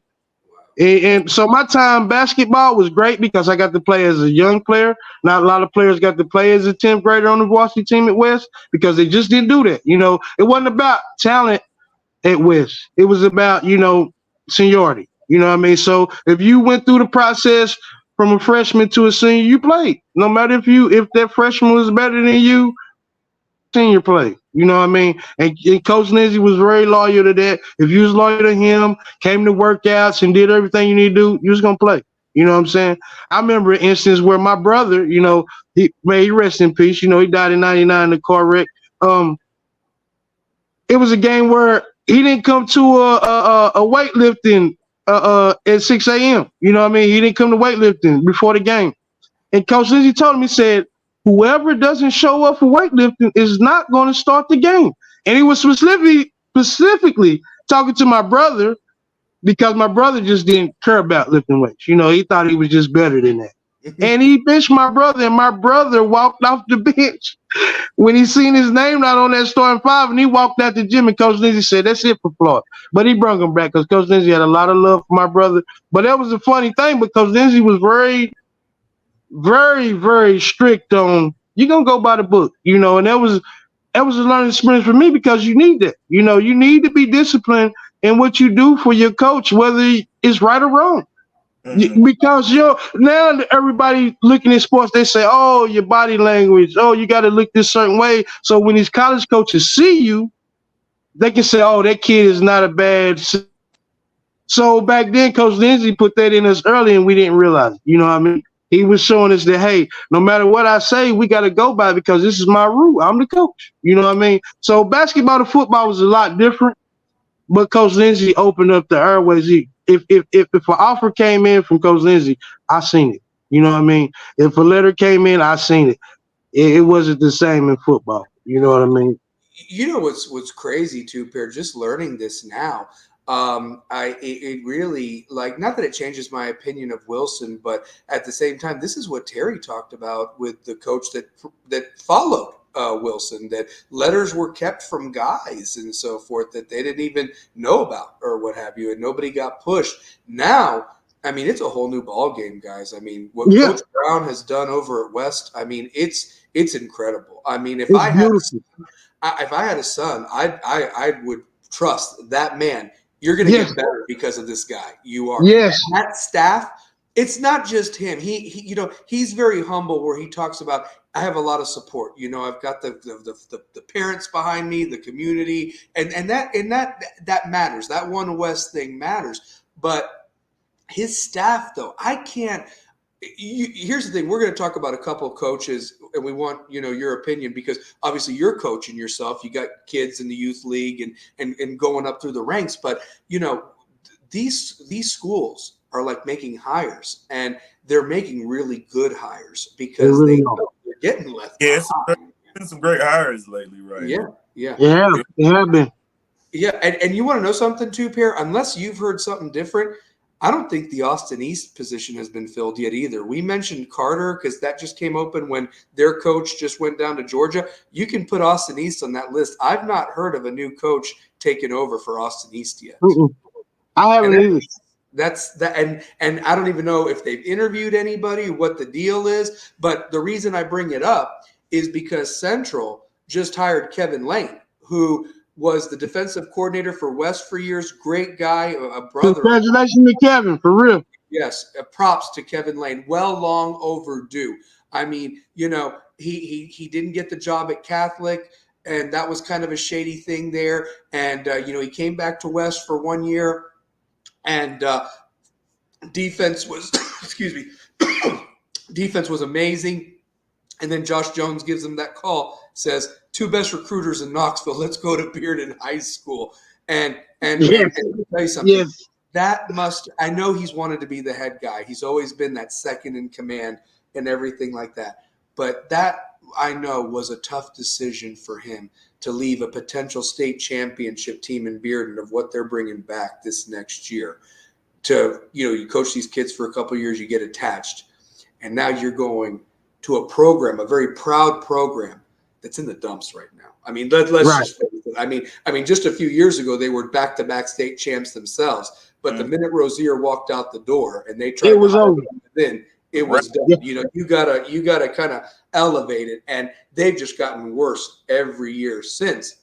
Now they got a lot of talent in the youth league, but I'll tell you this: the way that man can recruit and get kids to come out to play for him, and if he puts a staff together like I know he will to make it happen, and he's Central, he's Joel Helton. I mean, They got a damn good coach, and to make it worse, they're in our region. I mean, so now it's not just West and Powell. Halls has shown improvement again, and now you got him at Central. That's going to be a bloodbath of a region. I mean, I say we still run it till somebody says otherwise, but you ain't going to have no 56-0 games like you had this past year or anything like that. I mean, that's if things go right, like I think it's going to go right, a lot of these 8th graders around the city is looking at West. Oh yeah, you know what I mean? So I don't know if you heard this or not, Big O, but listen to where this program is now. Prior, and again, go back and watch, and so forth. But Coach at the banquet last Thursday basically said we have actually outgrown our field house. Listen to this: the field house was built by Coach Cummings and those parents back then, and a lot of donations and things like that for 105 kids in the locker room. He said that he's got 105 already coming back, and he's got 46 8th graders already signed up to come out, not to mention anybody that moves into the area or not, So if they all stick, you're looking at 150 kids pretty much. And they don't have the room for all of them. They're having to go to our old field house where the soccer team is now to change for their freshman games. And they all need to be in that same building. So in words that were said that were not said, it's like, we need a bigger field house. We've outgrown this. And to have 150 dudes out of a school of 1,400, that's why you're number one. That's why you're the best in 5A. And what was it in the national? It was 117. Out of all the high schools in 50 states, we're 117th. That's what we finished this year. Oh, that's real. I didn't know that. Yeah, last year they finished. Where you find that info at? Where you see that at? Is it ESPN? Or? It's either ESPN or maxpreps.com, by the way. So, yeah. And here's the thing. What's crazy is last year when they went undefeated, they finished 93rd or 92nd. I mean, so they were in the top 100. Like, yes. See, that's what I tell a lot of people, man. Knoxville is slept on with talent because we're so small, man. Yep. It's simple. Our talent is spread out. You go to Atlanta and you go to a high school, and they can have 5 players that's 5-star. You come to Knoxville, you're gonna get 4, but they all at different schools. You know what I mean? So you don't get to see them. You know, look at Chris Cherry and the twins at Fulton. You know what I mean? Like, really, we look at them like they're superstars, but people really don't know them. No. You know, on a national level, people really don't know them. And that's what I was saying to Two Pair. I said it's one of those special years that, you know, you got Shane over at Austin East, you got you got the kid over at Alcoa. You know, I know that Alcoa is just from Knoxville, but Penn State's getting a great kid with that guy. That's my little cousin. Javin Carter is my little cousin. Yeah, he's amazing. And let me tell you something. I wasn't at the game. We were at our game last night, but I watched those little 5-star prep. Like, it's like a movie. It's like a mini movie where they go in slow-mo and they really do the effects. And I love it because the kids deserve that type of exposure. They do. And you're watching it like a movie. And God, that boy is beautiful with basketball. He is. He is. But listen, it wasn't Alcoa that got him there. It was B Major League. See, you got to think about these AAU programs. They put you in front of the coaches. These high schools don't get them here. That's it. It's AAU. Yep, it is. And that really determines who looks at you college-wise, like the Carolinas, the Dukes, the Kansas. Yes. They don't focus on this. I mean, you got to be on a traveling team or one of those high schools like Montverde or Oak Hill used to be. Right. Oak Hill used to go around and beat everybody. And Oak Hill still pulling them in. DeAndre Lindsay from what was it, Catholic or Webb? One of them. He's at Oak Hill right now. Wow. You know what I'm saying? So that's the route. You know what I mean? Because we're in such a small city, we don't have a lot here to offer for a college coach to just say, okay, it's competition in that city. I'm gonna go watch this kid. You can score 50 here every night and nobody will ever notice it. No. But if you get on one of them AAU teams that go out and go get seen, you score 10 points a game and just show good body language. Hell, you could be at NC State. Yeah. You know what I mean? Yeah. And it's that simple. You know, it's a lot of politics go. When I play AAU, we play to win. Now AAU is to get you in college. And it was, you know, that's the difference. Yeah. It's the difference. Yeah. You know what I'm saying? Talk about you know, some of those teams you played on. I want to say, what was the best team that you played on for as basketball? Like, what was the best team you played on? Because you got some ones that are tough. Like, your senior year is a tough team. Your junior year, and I probably won't say your sophomore year. Which out of those 3 years would you say was like y'all were running West Knoxville? So it's just at West. At West, yeah. 97, Marlon Bustle. I want to say 96 with my brother and Michael Wilkins, but we didn't go far. When Marlon Bustle, his senior year, went on the tour, I ain't never seen nothing like it, man. You hear me? Yeah. Listen. I got my offers to Walter State through Marlon Bustle. He was supposed to go to Georgetown, man. Marlon Bustle was that good. John Thompson? Wow. Oh my goodness. He was supposed to go to Georgetown. Marlon Bustle, I ain't never seen nothing like it. This man could do whatever you wanted. He could do better than he was Steph Curry when it wasn't a Steph Curry. Marlon Bustle would just come down and just shoot. I mean, if you did that, he'd go dunk. And then if you check that, he gonna shoot again. I mean, Marlon Bustle was, and then I don't know, 1997. We on the wall. We got 2 pictures on the wall at West. Still there, even though we probably don't deserve it at this point, but we still on the wall at West. 97. It was 96, 95, 96, and 97, 96, 97. Well, you know, Big O, let me correct you on that, though. I think y'all do deserve your picture up there still to be honored because, with all due respect, that banner from that 2011 team is still up on the – I never want them to take it down. Two Pair. If you've been to a West game, the roster's still there, and rest in peace, Tukey, you know? But, I mean, I'm just saying, like, that team – that took them to a place they'd never been before. And I took a picture of that 2000 team we were talking about that's only one district before you came on, Big O, that only one West team has won the district tournament, and that was the 2000 team, okay? Right. And so the team that had Carson Brooks, and all them one region. People forget about that. And then they lost a heartbreaker that I still have not gotten over in the state sectionals, which was crap. But I'm just saying that, like, those teams for West, that was it until recently. I mean, it Right. has not Right. been there, and I guess I got a question for you, because we got the big one on Saturday, and the reason why it's big, they're all big from here on out. Pair and I have said that. West has an opportunity to go on a run. If they can win the rest of these district games, they got the first seed, and you get the bye in that first round, and you can just win that district, get to region, and you get on a roll. The best basketball got to be played in February. But I say all that we got a big one against the Dogs on Saturday. And do you have a memory of games against Bearden when you played at West by any chance? With because they always had like these guys that just all looked the same. They were tall, lanky, and could shoot or whatever. That's what they had over there. And Mark Blevins, the old colonel, he I love him. Hey, I listen, love him. I love Mark Blevins to death. Those are the handlebar. I think I did it one time as a joke to see it. Like, that's a boss Freddie Mercury mustache. Yeah. But let me tell you something. The man could coach. He could coach. He could coach. He was a disciplinarian, and he loved his boys, in that way. But is there a game that stands out to you that when you all played against Bearden and so forth back then? Only one game, because we only beat him once my whole time there. Wow. You see what I mean, Yeah. too, here? That's what I'm saying, man. We only beat Bearden one time, and Marlon Bustle scored 56 points. Wow. Yes, sir. We only beat Bearden one time. Now, JV, freshman, different story. Varsity, one time. Mm. And my whole time at West, I'm talking about from freshman to senior. I'm going to be honest with you. They were loaded at that time. Remember, I was on for Bearden. They were loaded. Barnes, Matt Barnes.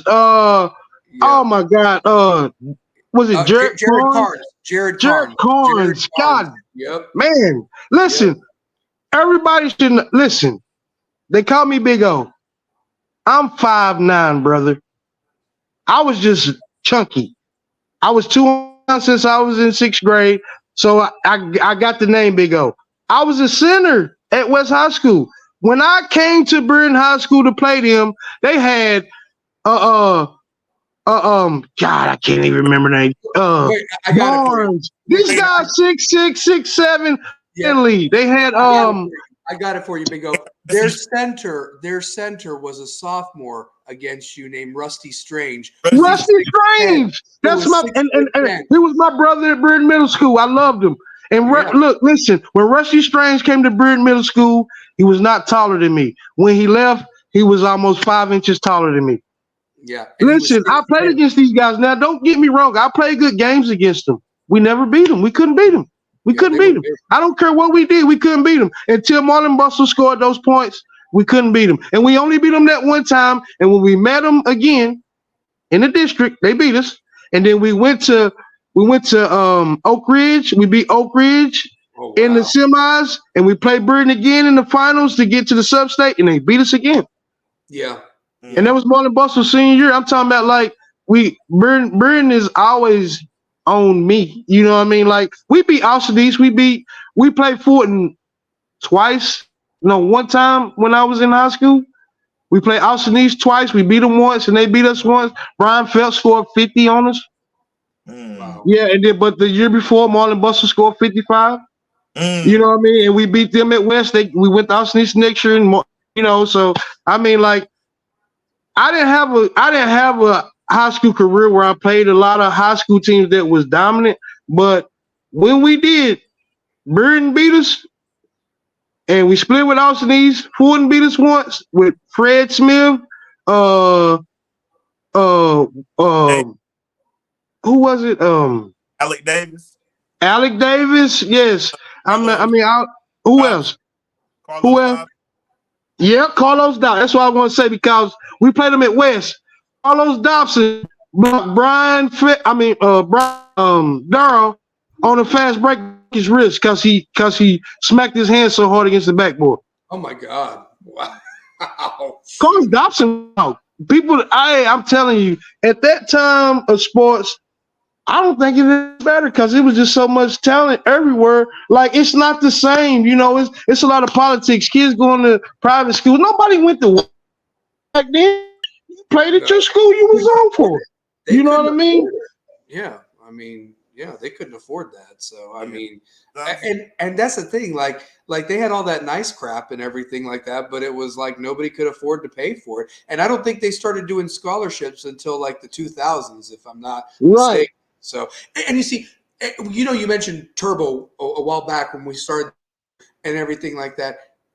That's another thing too. Back then, you had to play both ways. Like you had to play because you didn't have the Yeah. numbers. Now you got 150 kids to choose 11 offense and 11 defense. I mean, shoot. Amazing. Yeah, Amazing, brother. That's amazing. Everybody, when I played, we play both ways. Like yep. I go if I'm on offense, my center is my linebacker when we go on the other side. You know what I mean? Me. It was no way you could play everybody because we didn't have but 30 players out there. You That's what it know? was. Yeah, yeah, that's what I'm saying. I mean, to go from like I think we had 45 guys my senior year at West to now go to 145 or 150, whatever he mentioned at that banquet. That's incredible. That makes me feel good, man. That makes me feel good. Lucky for them, and he challenged him. He said to him, don't tarnish the kids that are leaving's reputation. If this ain't for you, there's the door. But you got a standard to live up to in the classroom and work hard. And we got to get to work if we want to three-peat. Mhm. That coach, that is a maker of men right there. Right. Honestly. This is the first year, and I'm not even lying to y'all, man. This is the first I went to 3 games this year. This is the first time since Cummins was there since I've been to a game. Wow. Wow. You know what I mean? Because Cummins was there when I was there. He was the quarterback coach. Yeah. You know what I mean? So he was He there was when. trouble. So He I played had a well. kind of little connection with Cummins because But since then, I've been to 3 games since Cummins, and it Yeah. was this year. And they were fun to watch. They were fun. They fought. It wasn't fun to watch Alcoa beat us up. Nah, well, you want to know something, and you know the truth of it is I don't like to make excuses. I mean it, Big O. I said that, but it's funny. I mentioned this to somebody. I said it would have been nice to have Marshawn playing and a couple of guys that were out because I saw the Alcoa coaches hugging Marshawn after the game, and it was like, Yeah, were you thanking him that he didn't play or that he was hurt yeah, with that ankle yeah. injury or what? Hey, NBA, it was low. What they call it, load. Marshawn just had it. He couldn't play that game, man. They didn't Oh, want to he show was that. mad about it too, and he wasn't right. He wasn't right, but the coaches privately had said that, look, do we great if we beat Alcoa, but if we But not no, hold the nigga. trophy at the end of the year, who cares? Nobody will remember that. Dude, that's the shit. Yeah, I ain't oh, mad but at we'll it. You know compete what I at mean? the end. Can I say this? How about Alcoa won their state title, West won their state title that night, or whatever like that. Why don't y'all strap them on one more week next week, and let's see how that game And goes? let's go ahead. We're both I at said fifth the grade. same thing, brother. I said, let's do it one more week and let's just Let's do it finish one this more now. time. Everybody play. Yeah, let's because let me tell you something. That West team if you watch the game on TV, that goal line stand was a miracle that they stopped them not once but twice inside the 5 yard line. That's a fighter, Mm-hmm. man. That's hard, and the one thing is, you said you went to 3 games. I'm there all the time doing the stats. Truth be told, Big O, they got better each week, and that's what was fun to watch. Like Mm-hmm. they wanted to get better. They were Mm-hmm. like, wait a minute, we got a chance here. Right. And I kept telling people in the press box, because I talk. I mean, listen, there's been some hot mics, and we've been warned, and it's me. I mean, I'll admit it. I need to watch my mouth sometimes up there. But the truth of it is, it's like I was waiting for the moment when that light bulb came on, that aha. It's like, we're better than you. We're gonna beat you, and you're gonna like it, and there's nothing you can do about it. Ain't I nothing mean, you can do about it. Yes, sir. Yes, yeah. sir. And the basketball team, this junior class, I'm telling you, Big O, we saw it last night. And I was excited. I was like, this is what, if they can just put it together, they got a shot. They Hell with do. next year. This year. Make it this year, man. Make it this year. Yeah. Next year, there is no tomorrow. Do it today, honestly. So, And I don't know. And thank God for Facebook. Shout out to Curly. I don't know if anybody knows her, but she goes live for every West game, and I pretty much ain't missed a West game all season. does she really? That's awesome. I'm talking about beautiful Curly. Look her up on Facebook. Karaleigh. She's a West alumni, and I believe she got a kid that plays. I'm not totally sure, Okay. but she goes live every game. Okay. All right. Mm-hmm. I'll have to look her up then on Facebook. That's easy enough. So yeah. Yeah, easy. Yeah, but I mean, just for me, cause I'm always doing something with my kids. I hardly ever get a chance to just break away and go to a West game. So when I do, I take advantage of it. But most of the time, I'm with my kids. You know what I mean? My kids play. I got 5 kids, 4 boys. They all play AAU sports in every sport, and they play every sport. You know what I mean? Well, and you know what I said, Big O, before you came on, we were talking about the girls team, and they've had a rough couple years here. Won one game in the last couple years, and they're 0-15 currently. But the one thing that I want to encourage them is, it's like, look, just because the games stop, the season never ends, man. I mean, get the ball, go to the park, shoot a hoop if you don't have one in your driveway. Like, find somewhere to shoot. And run and stay in shape, because it's year round, like you said, man. Whether you or not, if you really are serious about this, it is a year commitment, and it don't stop because somebody's doing one more lap around the track than you are. I mean, it's always like you got to push yourself, honestly. So, and that's you got to encourage, to get better. And you being a coach, you being around that with your kids. If they want to be great, they've got to put in that work. That's if you're not doing extra at this point, if your kids say, all I want to do is play basketball, if you're not doing extra, you might as well say, well, we might as well just go to school. You know what I mean? Because you're not doing enough. Because my kids are talented enough, and thank the Lord, that they can play every sport pretty good. So I let them play everything, because my kids ain't really old enough to where I can say, hey, you need to focus on this one sport. But the moment they say, I love this sport, we're going full throttle. We're going to get trainers. We're going to do the extra work. We're going to do whatever. I'm going to do, I'm going to do my work to help them get to their next level. You know what I mean? Because as bad as people talk about LeVar Ball, that's what you need to get your kids to the next level at this point, because the talent is just so much. I mean, it's everywhere. I mean, like, you got kids are so big now. And so, it's just a different world from when I was.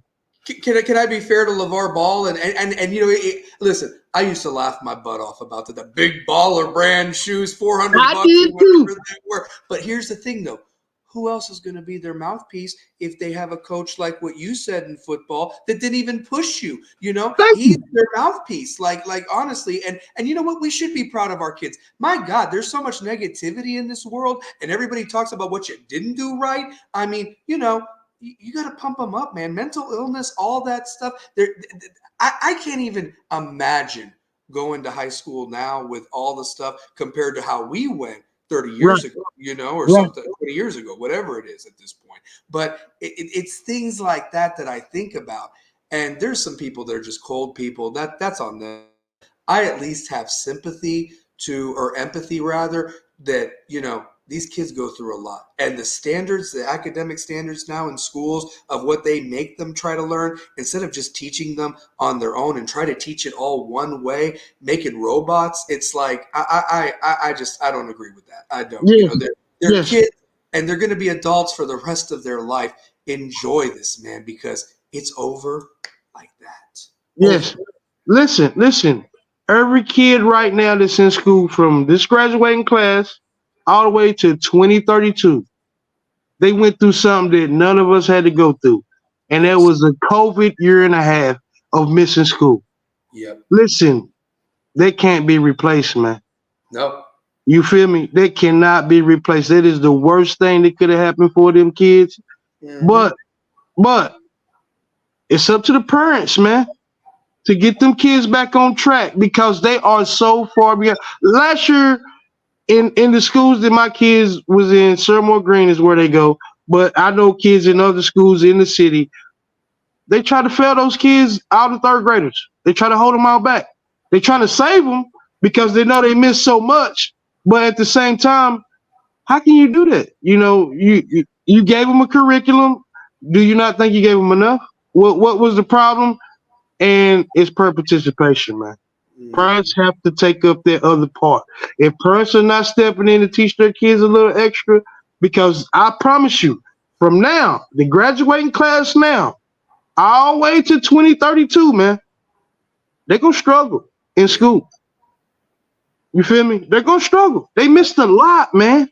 They did. You know what I mean? Like I did good in school. I was pretty good. I thought I was pretty smart, but these kids coming up nowadays, they smart. But that little time they miss, man, you got a lot of kids around here who can't read who was in the 4th grade.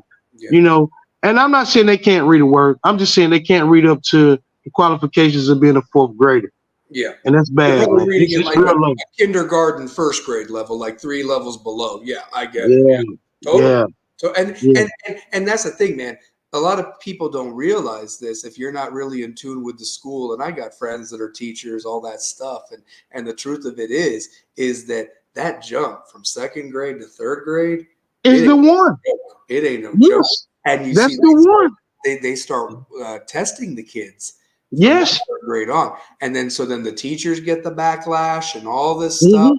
And here's they don't get paid squat. Like they don't make nothing. Like they really don't. And these coaches, I mean, they don't make much doing this stuff. I mean, that's got to be for the love of the game, man. Oh man, at this point, man, it's voluntary. Yeah. You feel me? I'm talking about to middle school, and now it's starting to creep into high school also. It's almost voluntary. Just come out here and help the team. You know what I mean? Because I don't. It's a different subject. But the generational thing that's going on now is just done changed so much that people is not accountable for helping the youth. They don't care no more. Nobody's stepping in. Man, I can remember so many people that used to step in at my elementary and middle schools. Parents used to come in and it was never a hole. It was always a link to keep it there. You know what I mean? Now it's flooded. Floodgates open. Nobody helping, you know what I mean? I blame it on my age group, you know what I mean? But it's a few of us that's still out here trying to keep the community together and keep these kids embedded in what they need. But on the most part, to be fair, honestly, and Two Pair, please chime in, brother, because the thing is that I think about too is how much of a role does society play in this too, and so forth. Like they're almost like making you like oh, you know what? The heck with anybody else. Don't help anybody. Be selfish and just worry about your own. Forget about what I mean, and so forth. And I think another part of that is you look at how expensive everything is like nobody really if you have extra to give, and I've been blessed to do that and so forth like that, but not everybody is on that level, and the ones that have a lot aren't really all that. Some are, but not all, and if it's like what I mean. Two-part. Do you remember Miss Burnett, the lunch line lady? Yeah. I know you do. You feel me? Like that, we missing that in schools now. Yeah. Those people got older, they moved on. There was nobody to replace them. Yeah, my Aunt Maddie was in the cafeteria when I was in school. Yeah. He ran like all the cafeterias. You know? I'd even throw a couple of janitors in there too that were nice, like that they busted their butt to make that school look clean, and so forth. That people would make snide remarks or whatever like that, but I always thanked them. They were always nice to me, you know what I mean? Like I think about janitors too in schools, and not only the lunch lady too. Yeah. It's just a different era right now, and I'm thankful. Totally. And what you doing? Like, talk about Finish the Drill. I see you always posting stuff on Finish the Drill, man. Some of the stuff is comical. Like, how did that get started? Well, You remember Andrew Washell? Yeah. His brother is the creator of Finish the Drill. Oh wow. So Yes, the Force. Guru, recipes guru. Swear. Yes, Guru. Yes, baby. Yes, Fulton High School and Central. You know what I mean? Mm. But it's just a place to come to I guess just structure stuff. You know what I mean? We all in rec league sports, football, basketball, 8U, 10U, 12U is about as far as we go. And we just get on there and just talk our stuff. You know what I mean? Sometimes it get deep, it get heated, you know what I mean? But as a whole, all the coaches around the city, we good. You know what I mean? So it ain't as bad as what it looked. But sometimes we get down. You know, we might make a whole meme on you. You know what I mean? So they might have you. It could be anything. You know what I mean? It's a fair game, but it's a beautiful thing because it has brought us all closer. If y'all know any kids that want to play travel football, we have the East Tennessee Bears coming up next this Sunday at man, I gotta send you a link, bruh. Just so you can send it. We'll plug it. We'll plug yeah, it. but East Tennessee Bears, you can look that up on Facebook. And it's a travel football league to cater to the Knoxville kids, to put them together. We've been beefing for so long that we know that we beefing for nothing because it ain't for us, it's for these kids. So now we trying to put a super team together for every age group, build it up, go out of town, travel, and compete with these cities that's been beating our butt all this time. You know what I mean? So That's what's up. yeah. I love hearing that. I love Yeah. hearing that. No, send us the link and we'll definitely plug it, honestly, for sure. I will. What I do, I just plug you in on Messenger, send you the East Tennessee Bears link, and you can do what you need to do with it. But it's on Facebook, East Tennessee Bears. Sunday we have a tryout. Boom, we in there, man. I'm telling you, it's something beautiful. First time ever done where almost every coach in the inner city is involved. It ain't never been like that, man. I promise you. Austin East never got along with Fulton. Fulton ain't never got along with CCD. MCA don't get along with. You know what I mean? Yeah. So this is everybody has a coach involved. It's a beautiful thing, man. I think it could work. That's awesome. That's awesome. So hey, there's nothing wrong with rivalry, competition. Iron sharpens iron. You know what I mean? And yes. And at the end of the day, when the game's over, shake hands and go from there. Honestly, so simple as that. Yeah, man. So glad we got you up on here, man. Oh man, dude, this has been amazing, Big O. Thank you so much for taking the time to coming on. And the other thing too that look how much has changed since you played. There's a new high school, Hardin Valley. And yeah. they got the academics. I mean, you can go there, and that you actually go to like a wing, and like you do all your classes there, and you might have like your freshman year done at college already because you were already in like a subject. You know what I mean, like medicine or stuff like that. But, the one thing that me and Two Pair have always kind of talked about, they're still kind of the new kid on the block. They got some kids from Karn zone, some kids from the Farragut zone and everything like that. But why do you think they haven't gotten good in football with all the money that is out there? They're good at like soccer and baseball and everything like that. But like, why are they not there yet in football? They just made a hire. What was the coach's name, Two Pair, that they hired from Georgia? You have it written down. I don't know what his name is. It wasn't Pemberton. No, Pemberton's at Campbell County now. So yeah. Tyler Wynn or something like that. He came from Valdosta down there, and Valdosta, they got some good football down there in South Georgia. But it's like now they're bringing in somebody from Georgia. I hope he understands what he's about to get because, in my opinion, and Two Pair, you can back me up on this. In my opinion, it's Florida, it's, Georgia, Texas in football. Like the best players come from those states. Not that there's not talent here, but, I think that boy is going to have a rude awakening of what he got used to where they breathe, eat, and sleep football in Georgia to the country club that he's about to get over here in West Knoxville because that I don't know. Well, listen. It's you if you're not going to do anything to get them players there, then you can't expect the players to come there. Mm. Simple as that. You know what I mean? You got to offer them something. If you're not offering nothing, you can't expect it. So, I mean, you can have all what you say you have, but if you're not offering a good schedule, if you're not offering coaches to come see you play, if you're not offering, I mean, I'm going to be honest. If you're not offering something for the parents to get them there, like transportation, because some of these schools go above and beyond to get your kid into their school. You know what I mean? They may even give you a stipend and give you a gas card. I don't want to talk too much on it because I don't know how far that line goes, but these things are going on. You got people under the scenes who are making things happen for these kids to get to these schools. A lot of these kids ain't zoned for their schools actually, but on paper they are. How's that work? You know what I mean? Because it ain't nothing to go back and fact check to see if it's way. You know what I mean? Yeah. So yeah, preach, man. No, preach. And like I said, if the product ain't good, who's really going to waste their time and go out there too? my nephew went to Hardin Valley. He loved it. He came from Corns. He loved it. Cortez Campbell. I don't know if any of y'all remember him. That's my nephew. Okay. He did pretty good out there at Hardin Valley, but he went to Georgetown. Look at that. Football. He went to Georgetown. I mean, he's still there to this day. He's one of them COVID kids also. He got behind it. This man is going on 22 years old, 23 years old, and he's just a sophomore in college. Wow.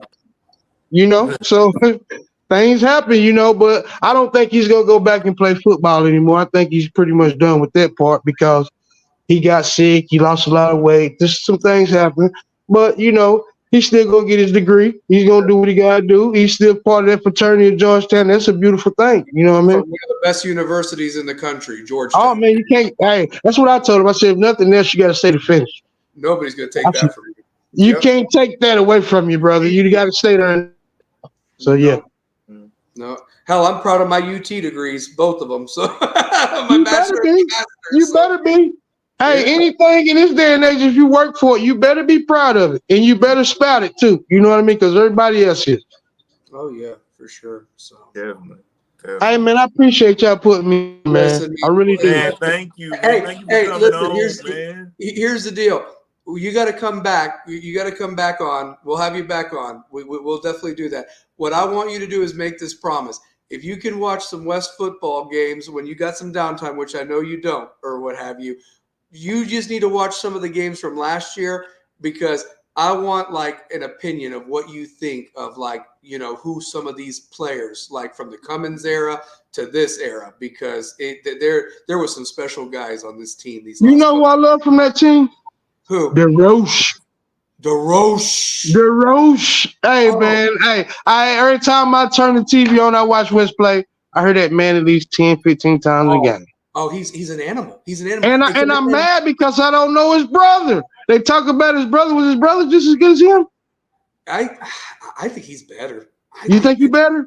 I think he's better. I mean, let me just say this. This kid came out of nowhere to start at defensive tackle. He wasn't even penciled in to be the defensive tackle. That defensive tackle went to go play right tackle at Alcoa. And I ain't even going to say anything more about it because he could have stayed and gotten a ring with us. He goes and plays offensive line instead of being our defensive tackle. What's even scarier is you could have had DeRoche, him, and C.J. Smith. And this defensive line set the record, 51 sacks this year, the all-time record. I mean, and so DeRoche is coming back, and that's what me and Two Pair can't understand. Yeah.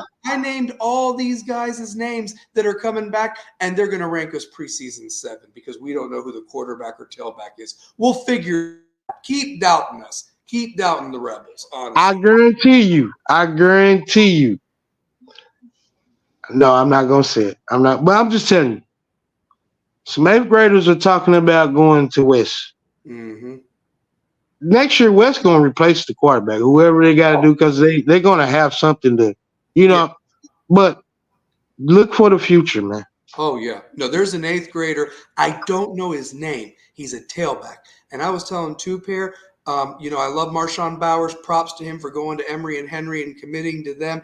But West always finds a running back. West always finds a running back. Always. And when you have 3 of them, Holy crap, that's a lot of carries. And that offensive line, that's like the dang Great Wall of China. I mean, because Yes. it's like we lose a couple guys and we plug guys that look just like that guy, and it's like they create a wall. They create a Yes. wall. And Yes. and the defensive side of the ball, forget about it. You have all 11 players ready to kill somebody. Honestly. Ready to kill. Yeah. Listen, the Ray kid, the running back, the Ray kid. Tavion Ray, I love him. I love him. I went to school with his dad at Walter State, so he's from an athletic family. I'm telling you that now. And don't sleep on him. Let me tell you something. I saw that kid, and I was impressed with him in one of the scrimmages because, like, some of the kids kind of danced around. He gets that ball. I want him to. He's tall. He's a big boy. He needs to go lower. Yeah. That's the only thing I fear because of his knees, and you know how people hit dirty sometimes. But if he can stay low, his first step is always forward, and he's tough to bring down. He's getting downhill right now. That's what I think. Yeah. Tavion Messiah Wren, who is, I believe, Jaquarius, was that his name last year? That's his little brother. And I'm going to say it like Tavion, Ray, and Messiah. It just sounds so beautiful. It sounds good, don't it? Messiah, I mean, I love it. I mean, I love saying Marshawn Bowers every time. I do too. So, yeah. But listen, Big O, it was wonderful, dude. Thank you for coming on and sharing. Thank you for coming on, Big O. Man, anytime, man. Hey, I was trying my best to get these babies in bed. I want to get on a little earlier, but I ain't mad. I got in here, man. Listen. The show starts at 9. We end it when it's it ain't no good. It's been unbelievably great, and just like last week's show, a guest really adds it. And I thank you for your time, brother, and love those babies and keep them going. Yes, man. Thank you so much, Big O. Hey, man, I appreciate y'all, man, for just keeping me in mind, brother.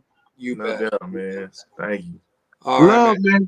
Love you, dude. Man, hey, real quick. Got to do this before you leave. You got to throw up that W if you can. Honestly, I know you're probably. I can't do it, but I'm gonna do it like we used to do it back in the day. Like that, baby. Listen, this is how I'm doing it. I'm showing that ring. So there we go. Oh, you got it, boy.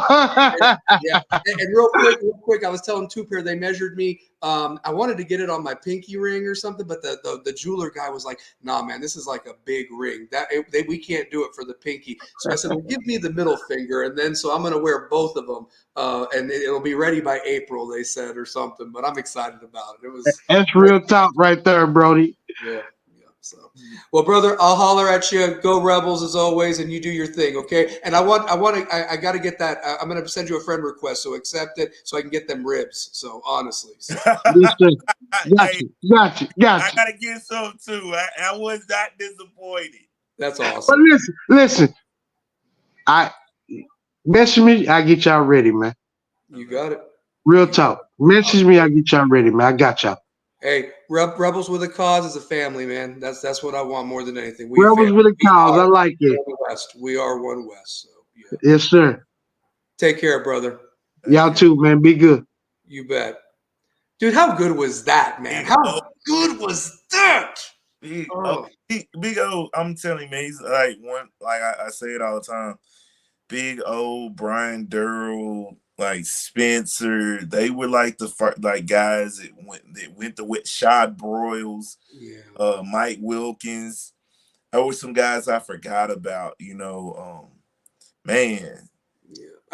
And I love that he mentioned, but dude, he Marlon was name dropping. He was name dropping some guys that played at Austin East, Fulton. I remember, and then also the Bearden guys. I didn't think anybody else remembered Rusty Strange or Jason Barnes or Jared Carnes. He remembered all them. Who was the other? Do you remember? What was the guy's name? It was McClooney. Oh yes, McCamey. No, Terrence McClooney. That's it. Yeah, Terrence. Yes, I do actually remember. McClooney. I remember him. Yeah, they had some guys though. No, well, and you know what was so interesting, real quick. He was mentioning how they beat Oak Ridge or what have you, and then played Bearden, and then ended up losing to Bearden, and Bearden went to sub-state. Do you know who was always a thorn in those Bearden's teams is like Way or whatever? And this will just shock you. Science Hill back in the day used to have like like dudes up there in Kingsport. Like back then, people forget about that in the Tri-Cities. A lot of Knoxville dreams ended in the Tri-Cities. So I don't know, man. I think about those teams and for Bearden that were really good, and I always wondered that I couldn't believe Blevins never got a state championship out of all those great talents and teams he had. Never got one, and that's the funny thing is like he should have got at least one. Oh God, I mean at least two. You remember that team he had that went all the way to state, and I guess it was that 2002 bunch with Alex Oliver and all those guys or whatever. Like Gerald Hampton or somebody was on those teams. Gerald Hampton was on the 2000. Winston Robinson was on that team who went to Virginia Tech. I mean, Gerald Hampton was on that 2001 team. Was on that 2001 that team was loaded too. They were loaded. I mean, they had Alex Oliver, Winston Robinson, Gerald. I mean, they had some guys that played, and I just still don't know how they didn't get far. I think about the team that had who was on that team that oh my God, I can see them, but I can't remember their name. Dion Glover, was that his name from 2000? Dion Fair. That's it, Dion Fair. Yeah. You know, honestly, man, like that team was the only team that was in Wes's way that year, honestly, with Tookie and all them. And we still got the state despite not having to, I mean, yeah, but rest in peace. I was thinking about him today. So, yeah, but anywho. Well, brother, Hardin Valley Friday, what you got, W or L? What do you think? I think it's a W. I think it's a dub. I just think they just don't need to be looking forward to Bearden. Play with the same intensity as you played against William Blount. And use that rotation so you got the legs for Saturday, man. Because Bearden, I don't know who Bearden plays on Friday. I think they play Farragut. I don't know, but hopefully whoever they play can tire them out too, or what have you. So, but a lot of basketball this next week, man. A lot of basketball. And before we go, just want to say, get Christopher Cowan more off that second rotation in the second quarter. Jack Keefe in the second quarter. I would like to see some Dane Clark. Who's a sophomore. You got to get a guy like Dane Clark some action because you just never know. It just how things can go. Look to still be able to make those transition buckets, and let's get some more pin down and curls for Dupree and Birch. Yeah. We got to get those guys rolling. And keep swinging the ball. Keep swinging the ball around and look for that open shooter because they don't miss. I mean, you know what sucked about Dupree? I swear he had two that rimmed out. Like they were like in the cylinder and popped out. And if those go in, there's your 100 points. I mean, shoot. And Devin Martin's got to continue to be the best player on this team. And Kevin Jack is right there with him. Like those two down low. If you get 28 and 16, it's a pretty much a wrap. They win every game. I mean, if you're getting 40 points from the two of them combined, that's incredible, right? And then you got to get Jalen Hill's got to dictate the pace of the game and just be what he is. He's one of the better guards in the city with the way he plays. And we said it last night. If you get that same Jalen Hill every night, West doesn't lose any games. You're right. You're right about that, man. You're right. And I just wanted to wrap that up with that for tonight, man. I think, wow, we got in 2 hours and 32 minutes tonight. Just like last week, man, honestly. So, but you want to know something? Here's the thing. If somebody wants to listen to the podcast while they're working out and so forth, I feel we're entertaining enough, the stories we tell and everything. And we've got the material, and that's the thing. Any guest that wants to be on and you got stories or whatever, bring them, man. This is a family. This is Rebels with a Cause for a reason. And, like I said, anybody that wants to come on and share stories, that's the most important thing, and show love, honestly. But we need more Robert Schuler. We got we need Schuler. Yeah, we need the law firm of shooters of Birch, Dupree, and Schuler. That's what we need. That's the name of their law firm. That's the law. Yeah, do you like that? I came up with that just then. So Birch, Dupree, and Schuler, the law firm of three. So there we go. The law firm. Yo. I got a little bit. I'm not as good as you, but I got a little bit. So that's the law firm. Yeah. I even made Bivin refer to that defensive line, the law firm of Smith, DeRoche, and Smith, or whatever like that. So I mean, shoot, last year, but yeah. But brother, listen, it's always real. I love you, and you keep doing your thing, and it's always about that W. That's why we throw that up. And I would throw the dub up, but my phone's about to. You're good. No, you're good, man. We juiced it out. So, but listen, holler at us. Go to the games Friday, Saturday. Support that senior class for the boys and the girls, and also, Bearden Saturday night grudge match in Marble City. And when you announce it, I want you to say, "Bearden, are you ready? Marble City, are you ready?" Just like the grudge match from 11 years ago. And you know what? I almost want to bring a little small broom if I can buy one or whatever like that. If I can somehow hide it in a bag or whatever, just like a mini broom, and just hold it up if we win on Saturday. That'd be awesome. Like that would be Stallion-esque right there. So I'm going to go look for one. I think I'm going to go look for one. We need it. We need this win.